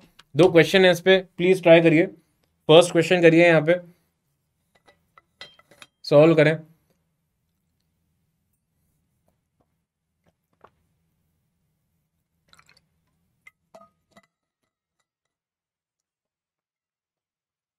बहुत ही ज़्यादा इजी क्वेश्चन है, इसमें कुछ ऐसा कुछ है ही नहीं जो मतलब बहुत ज़्यादा मुश्किल हो। सिर्फ फॉर्मूला है और उस फॉर्मूले का एप्लीकेशन है। देखो अगर मतलब मेरी गट फीलिंग समझो आप, तो मैं क्या बोलता हूँ कि जो भी चैप्टर्स हैं आपके फिजिक्स में, उसमें मुश्किल से 4-5 चैप्टर्स में से बहुत चैलेंजिंग क्वेश्चन आएंगे। बाकी सारे चैप्टर्स में से ऐसे क्वेश्चन आएंगे जो पहले कभी ना कभी उस तरह के आ चुके हों। आप कितने भी साल का जेईई मेंस देख लो, बहुत ही रेयर है ऐसा कि मतलब आया ही नहीं है कभी, ऐसा पेपर याद ही नहीं है मुझे कि ऐसे क्वेश्चन हर चैप्टर से आ जाए जो हो ही ना। तो अपना कॉन्फिडेंस बच्चों, जैसे काफ़ी सारे बच्चों ने मैसेज किया मुझे कि मेरे को ऐसा लग रहा है, मेरे को वैसा लग रहा है, मैं कॉन्फिडेंट नहीं हूँ। मैं आपको सिर्फ ये बोल रहा हूँ, अब जैसे ये क्वेश्चन मैं करता हूँ, आप बताओ इसमें क्या कॉन्फिडेंस चाहिए आपको करने के लिए। जैसे VRMS का फॉर्मूला मैंने पीछे बताया, √3 RT/m होता है। आप कोई भी किताब खोलोगे सब जगह यही लिखा है, सिर्फ टेम्परेचर डिपेंडेंट है। अब उसने क्या दे दिया, 200 है बच्चों 3R, और टेम्परेचर यहाँ पे केल्विन में रखना है, बस ये ध्यान रखना। तो केल्विन में हो जाएगा बच्चों 400 डिवाइडेड बाय m, राइट। अब बोल रहे हैं वो RMS बताओ जब टेम्परेचर 227 कर दे, तो 3R उसके लिए टेम्परेचर 500 हो गया डिवाइडेड बाय m। तो अब आप इन 2 इक्वेशन को सॉल्व करके डिवाइड करना है बस, और v की वैल्यू निकालनी है। Now this has to be a very easy question यार, मतलब इसको तो कर ही लेंगे अपन मेंस में, और ये आ चुका है पहले भी, ये भी फिर आ गया है 2019 में। तो मेरा ये कहना है कि ऐसे क्वेश्चंस अगर आपको दिख रहे हैं हर चैप्टर में, और वो आप सही कर लो, उस पर रेडी रहो कि ऐसा क्वेश्चन आता है तो हम कर लेंगे। मैं आपको बता रहा हूँ 50% क्वेश्चन फिजिक्स में मेंस में ऐसे ही मिलेंगे आपको, बट आना चाहिए। फिर ये पता होना चाहिए कि एम्पलीट्यूड मॉड्यूलेशन क्या होता है, ये पता होना चाहिए कि भाई एक्सरेज के यूजेस क्या होते हैं, या ये पता होना चाहिए कि रेडियो वेव्स का यूज़ क्या है, रेडियो वेव्स का प्रोडक्शन कैसे है। ये सब चीज़ें जो बेसिक चीज़ें हैं वो इन्फॉर्मेशन होनी चाहिए। डिफ्रैक्शन, पोलराइजेशन, इनके मतलब है ना तरीके क्या होते हैं पोलराइजेशन के, ब्रूस्टर्स एंगल क्या होता है, ये सब पता होना चाहिए क्लियरली। और वो आपको पता है तो आप ऐसे क्वेश्चंस आराम से सॉल्व कर सकते हो। उसके लिए आपको कोई बहुत स्पेशल नॉलेज की भी ज़रूरत नहीं है। और किस बात का नेगेटिव थॉट यार, है तो एग्ज़ाम ही, इससे कोई आपको जज नहीं कर रहा। मैं बिल्कुल नहीं मानता कि जिसका एग्ज़ाम क्लियर हो जाएगा वो मतलब फिजिक्स का गॉड है, ऐसा कुछ भी नहीं है। It's just a exam, don't amplify things in your head, है ना। सिंपल सा एग्जाम है, थोड़ी सी मेहनत है तो वो तो है ही ज़िंदगी में, कभी तो करनी पड़ेगी यार मेहनत, है ना। उसको आप उसके पीछे मत छुड़ाओ।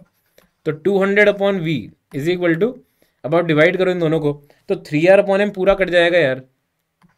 200 अपॉन सॉरी 20 अपॉन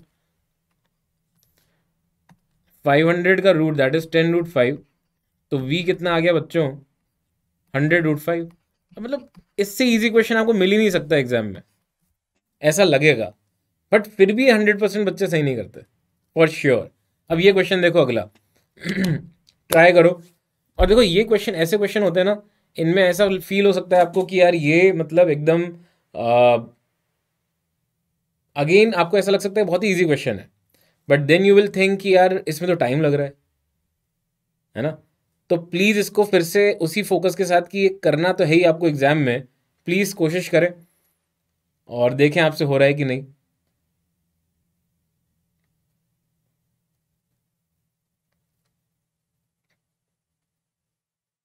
सारे चैप्टर कवर होंगे बेटा, बिल्कुल सारे चैप्टर कवर होंगे, आ, बिल्कुल A to Z all. Options में से मैच करता हुआ एक आंसर चाहिए ना।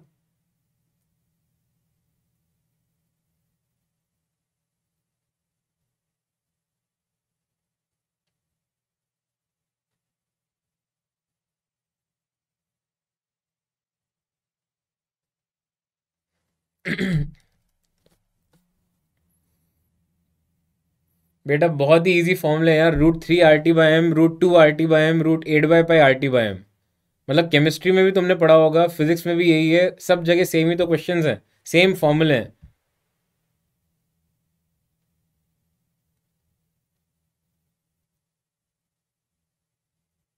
ऑप्शन सी विदाउट घमंड, अच्छा बी और सी में से एक है, बट एक चीज सोचें, हाँ इलेक्ट्रिसिटी एंड मैग्नेटिज्म में भी सारे सारे चैप्टर्स होंगे। अब हम यहाँ पे सोचे थोड़ा अक्ल लगा के कि भाई इनिशियल माइनस फाइनल है, राइट। तो एन इनिशियल जो होगा वो होगा P1V1/RT1, और एन फाइनल होगा बच्चों P2V2/RT2। तो हमें इन दोनों को माइनस करना है, तो N initial minus N final करना है। तो अब अगर मैं सोचूं भाई इसमें क्या चीज़ कांस्टेंट है, वॉल्यूम कांस्टेंट है, फिक्स वॉल्यूम है, आर कांस्टेंट है ना, और प्रेशर भी कांस्टेंट है 10⁵। सिर्फ टेम्परेचर चेंज हो रहा है, टेम्परेचर चेंज कैसे हो रहा है, इनिशियल इनिशियल में टेम्परेचर है 290 और फाइनल में टेम्परेचर है 300। तो अभी ये 11th के लिए नहीं है बच्चों, ये 12th का ही है जो अभी कोर्स चल रहा है ना। तो अब मैं इसको पूरा सॉल्व थोड़ी करूंगा यार, अब आपको क्या लग रहा है मैं पूरा सॉल्व करूंगा ऐसे, मतलब 290 और 300, और आर जो है बच्चों वो 8.3 होता है, राइट।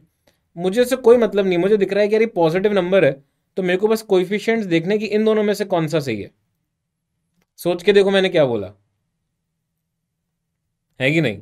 और मॉलिक्यूल्स है तो मोल्स का डिफरेंस निकाला, मोल्स को मैं मल्टीप्लाई कर दूंगा एवोगैड्रोस नंबर से, तो एक 6 का फैक्टर और आएगा, है ना। तो अब मुझे बस सोचना है थोड़ा प्रैक्टिकली, मेरे को जल्दी करना है आंसर, बिना अब मैं नहीं लिखूंगा कुछ भी। यहां तक तो किसी को कोई दिक्कत नहीं है ना, आई होप दिस इज फाइन। ये यहां तक तो कोई इशू नहीं है ना जो लिखा है। अगर किसी को कोई दिक्कत हो तो अभी बता दो, क्योंकि अब मैं जो करूंगा वो सीधा ब्रह्मास्त्र है, फिर मैं सीधा, और मैं पहले देख के भी नहीं आया हुई है, मैं अभी हाथों हाथ आपके सामने करूंगा और बताऊंगा कि कैसे मेरा थॉट प्रोसेस क्या है। ये तो कोई दिक्कत नहीं है। अब जैसे 3 से मैंने काटा तो 2 का फैक्टर आ गया, है ना।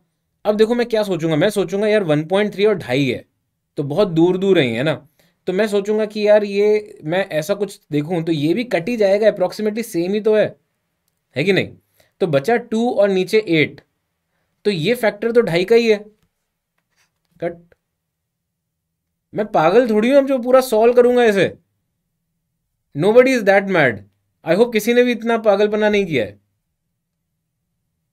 हाँ नहीं मैं बता देता हूँ वापस, बट मेरा थॉट प्रोसेस ये है कि मुझे इन दोनों में से सही आंसर चाहिए, है ना। और मेरे पास ये पार्ट था, मेरे को ये सॉल्व करना है, मतलब एक तरह से देखना है इसको। तो 3 और 2 और 6 और 8.3 और 29 और 30 ये नंबर्स हैं, ठीक है। तो मैं क्या सोच रहा हूँ यार, 3 और 6 तो 2 का फैक्टर जनरेट होगा, मेरे को कोई फर्क नहीं पड़ता कि 0 की पावर क्या आ रही है, वो अपने आप होगी ना, यही होगी अगर आना है तो। यहाँ पे 2 आ गया है ना। अब मैं सोच रहा हूँ कि यार 3 और 29, 30 और 29, मतलब ठीक है यार, इतना दूर दूर है ये नंबर, तो मैं 2-4% का एरर भी चल जाएगा, है ना। उसके बाद क्या बचा, अब जैसे ये 2 आई थिंक पहले नहीं था, तो मैंने ये 2 एक्स्ट्रा लिख दिया है, ठीक है। तो ये 2/8.3 बचा। अब ये बच्चों क्या है, ये 2.5 हो गया ना यार, 20/8, ये 2.5 का फैक्टर है। हाँ, सिर्फ नंबर्स को करो ना सॉल्व, पावर को मत करो, और वो भी हवा में करो। यार मैं क्यों, मैं 30/29 है, अब मैं क्या इसको 1.03 लेके घूमूं क्या? अब मैं इसको 1 ही लूंगा ना यार, अभी के लिए फिजिक्स में क्या लोड है। अच्छा, जैसे मैं एक और चीज़ बताता हूँ, वो मेरे हिसाब से बहुत सारे बच्चों की नस होगी उसमें, ये सब बच्चे ध्यान से सुनना। 300/273 लिखा हो, तो अपन को लगता है कि यार ये तो सबसे गंदी कैलकुलेशन है sir, 273 is my favourite number, 273 is my favorite number in calculation because 273 is only 10% away from 300, है ना। सोच के देखना, तो 273 का 10% जो है वो 27.3 हो गया, तो एक तरह से 300 से मात्र 10% दूर है। तो अगर मैं इसका रेशियो लूंगा तो यार 1.1 ही तो है, सोच के देखो। अच्छा, एक और ट्रिक, जैसे मान लो कभी आपको ऐसा नंबर दिया है 100/273, मेरे को कोई बता सकता है कि इसका आंसर क्या होगा, बिना कुछ लिखे, बिना कुछ कैलकुलेटर यूज किए, जो मैंने गोला बनाया 100/273, सच सच बताना, बिना लिखे, विद इन 10 सेकेंड्स, क्या आप मेरे को इसका आंसर बता सकते हो? और चलो मैं इसको थोड़ा और डिफरेंट कर देता हूँ, 180 कर देता हूँ, है ना। 180/273, 300 का तो अपने देख ही लिया ना। 180/273 बिना कोई कैलकुलेटर के, क्या आप इसका आंसर बता सकते हो? मतलब कुछ भी आपको सिर्फ देख के बताना है, और मेरा आंसर बहुत क्लोज होगा। देखो 0.5, 0.3 समथिंग, 0.6। अब मैं आपको बताता हूँ इसका शॉर्ट ट्रिक क्या है। अगर आपको ये समझ में आ गया कि 273 इज ओनली 10% दूर फ्रॉम 300, तो अगर मैं डिनोमिनेटर को 10% से बढ़ाऊं, और मैं बार बार रिपीट नहीं करूंगा, ये बच्चों आज का ब्रह्मास्त्र है आपके लिए, 273 को अगर मैं 10% बढ़ाऊं डिनोमिनेटर को, तो बच्चों न्यूमरेटर को भी अगर मैं 10% बढ़ाऊंगा, तो दोनों का फैक्टर तो कट ही जाएगा ना, तो कोई फर्क नहीं पड़ेगा फाइनल रिजल्ट को। तो ये बेसिकली क्या बोल रहा है कि इसका 10% 18 है, विच इज अप्रोक्सीमेटली 198 है, मैं उसको 200 बोल रहा हूँ, और इसका 10% जो है वो बढ़ा के 300 हो गया। तो इसका आंसर क्या हो गया बच्चों, 20/3, मतलब 2/3, 0.66। और तुम कैलकुलेटर से सॉल्व करना, और 0.66 बताओ मुझे कि कितना ज्यादा एक्यूरेट आ रहा है आंसर। मैं ये सॉल्व थोड़ी करूंगा यार बैठ के अब एग्जाम में, मैं तो यही सोचूंगा ना कि मैं परसेंटेजेस में खेलता हूं, मैं सोचता हूँ कि परसेंट में कुछ मचा दें अपन। आ रही है क्या बात समझ में? इसको मैं आगे भी यूज करूंगा, अब अपने चैप्टर जैसे आएंगे। अब अपने देखो 0.65934 ये कैलकुलेटर दे रहा है, और मैं बोल रहा हूं 0.66, और मैंने तो आपके सामने रैंडम नंबर लिया ना, मैंने तो ऐसा बोला नहीं कि नहीं मुझे तो यही लेना है, मैं तो पहले 100 लेना है, चल 180 ले लेते हैं। मैं क्या बोल रहा हूँ उसको समझ में आ रही बात? तो मुझे ये लगता है कि calculation should not be the problem for us in exams, right. Calculation तो जल्दी होनी चाहिए, और उसके लिए हमें हमें प्यार होना चाहिए, हमें लगना चाहिए कि नंबर्स तो हमारे साथ के हैं, नंबर्स हमें डिफीट नहीं करना चाहते, वो हमें हमें जिताना चाहते हैं, है ना। We should be comfortable with numbers, ठीक है। नहीं होगा अगर बेटा x/y लिख रहा है, देख देख क्यों नहीं डिफर होगा, x/y लिख रहे हैं, और मैं इसको भी 10% से बढ़ा दूं तो 1.1y, और x को भी 10% से बढ़ा दूं तो 1.1y, 1.1x, तो अभी भी इसका रेशियो तो बच्चों x/y ही रहा ना, ठीक है। तो ये जो ट्रिक है इसको एक बार वापस से गो थ्रू करना रिकॉर्डिंग में, अपन थोड़ा शॉर्ट ऑफ टाइम है, बट मैं आगे यूज करूंगा, तो मेरी क्लास में तुम अटेंड करते रहो। आगे जो चैप्टर्स है मैं बताता हूँ किस किस में ऐसी ट्रिक लगेंगी, और उसमें वेव्स में लगेगी, वेव्स में यूज होगी, मॉडर्न फिजिक्स में तो भर भर के यूज होगी यार, पूरा चैप्टर ही उसी पर है ना। और मेरे हिसाब से थोड़ा बहुत कहीं ना कहीं EMI AC में लग जाए, बट उन चैप्टर से क्वेश्चन यार बहुत लंबे चौड़े लगते हैं, कभी कभी कैलकुलेशन में अटक जाते हैं, तो we can use this trick to get the answer. जैसे मतलब मैं इसको लेता रहूँगा, डिस्कस करता रहूँगा, मेंटल मैथ्स ही है ना, और इसको अपन यूज़ करेंगे आगे, ठीक है। तो बच्चों आई होप मज़ा आया होगा आपको बहुत ज़्यादा, पूरी एनर्जी फील आ गई होगी कि आज यार सर फिर से आपने अच्छा डिस्कशन किया, और मतलब मुझे लगता है कि आपको फ़ायदा होगा इसका, रियली लगता है।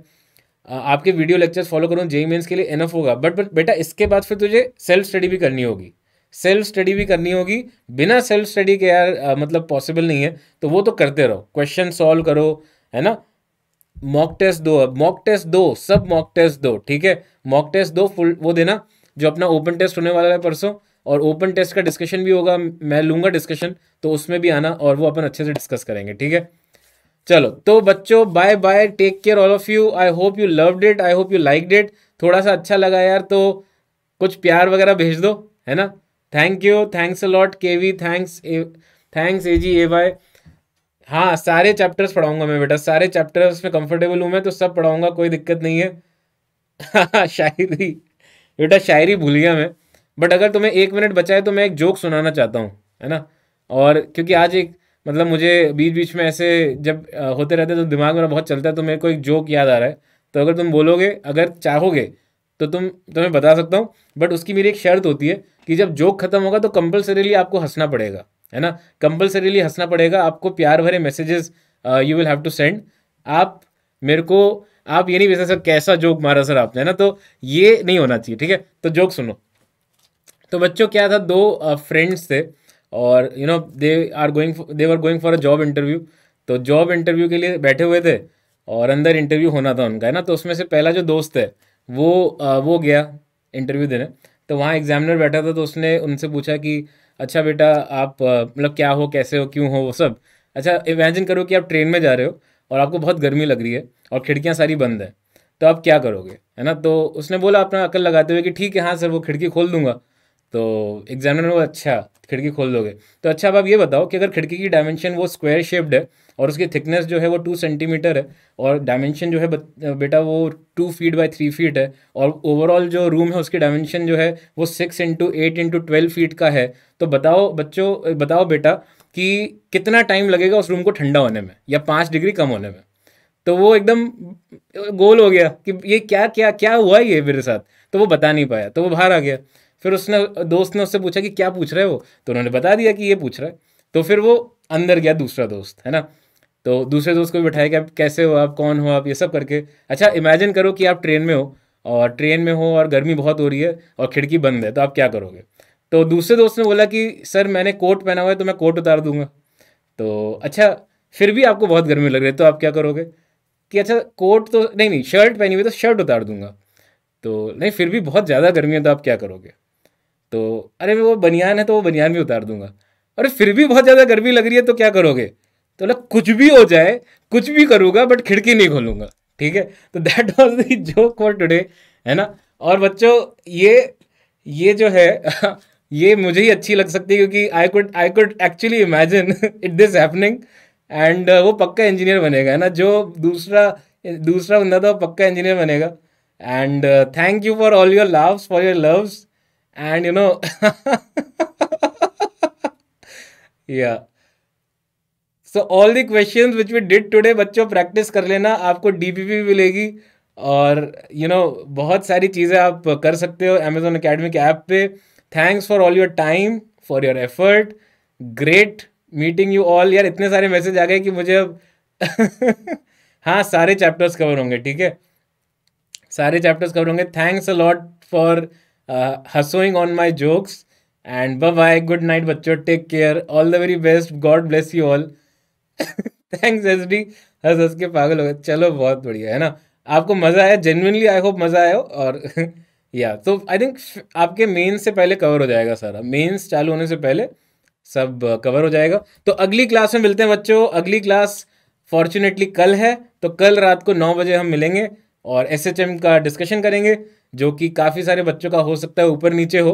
तो हम चाहेंगे कि आपका जो एसएचएम है वो एक्सट्रीम पोजीशन पे ना जाके मीन पोजीशन पे आए, जिससे कि आप बड़े शांति से उसको सॉल्व कर पाएँ, ठीक है। चलो good night, bye bye, take care, God bless you. यार बहुत thanks to all of you, और इतना सारा प्यार भेजने के लिए बहुत बहुत थैंक्स, ठीक है। Okay bye, good night, bye bye, meet you tomorrow. For detailed videos, daily practice problems and live chat, visit academy.amazon.in or download the app.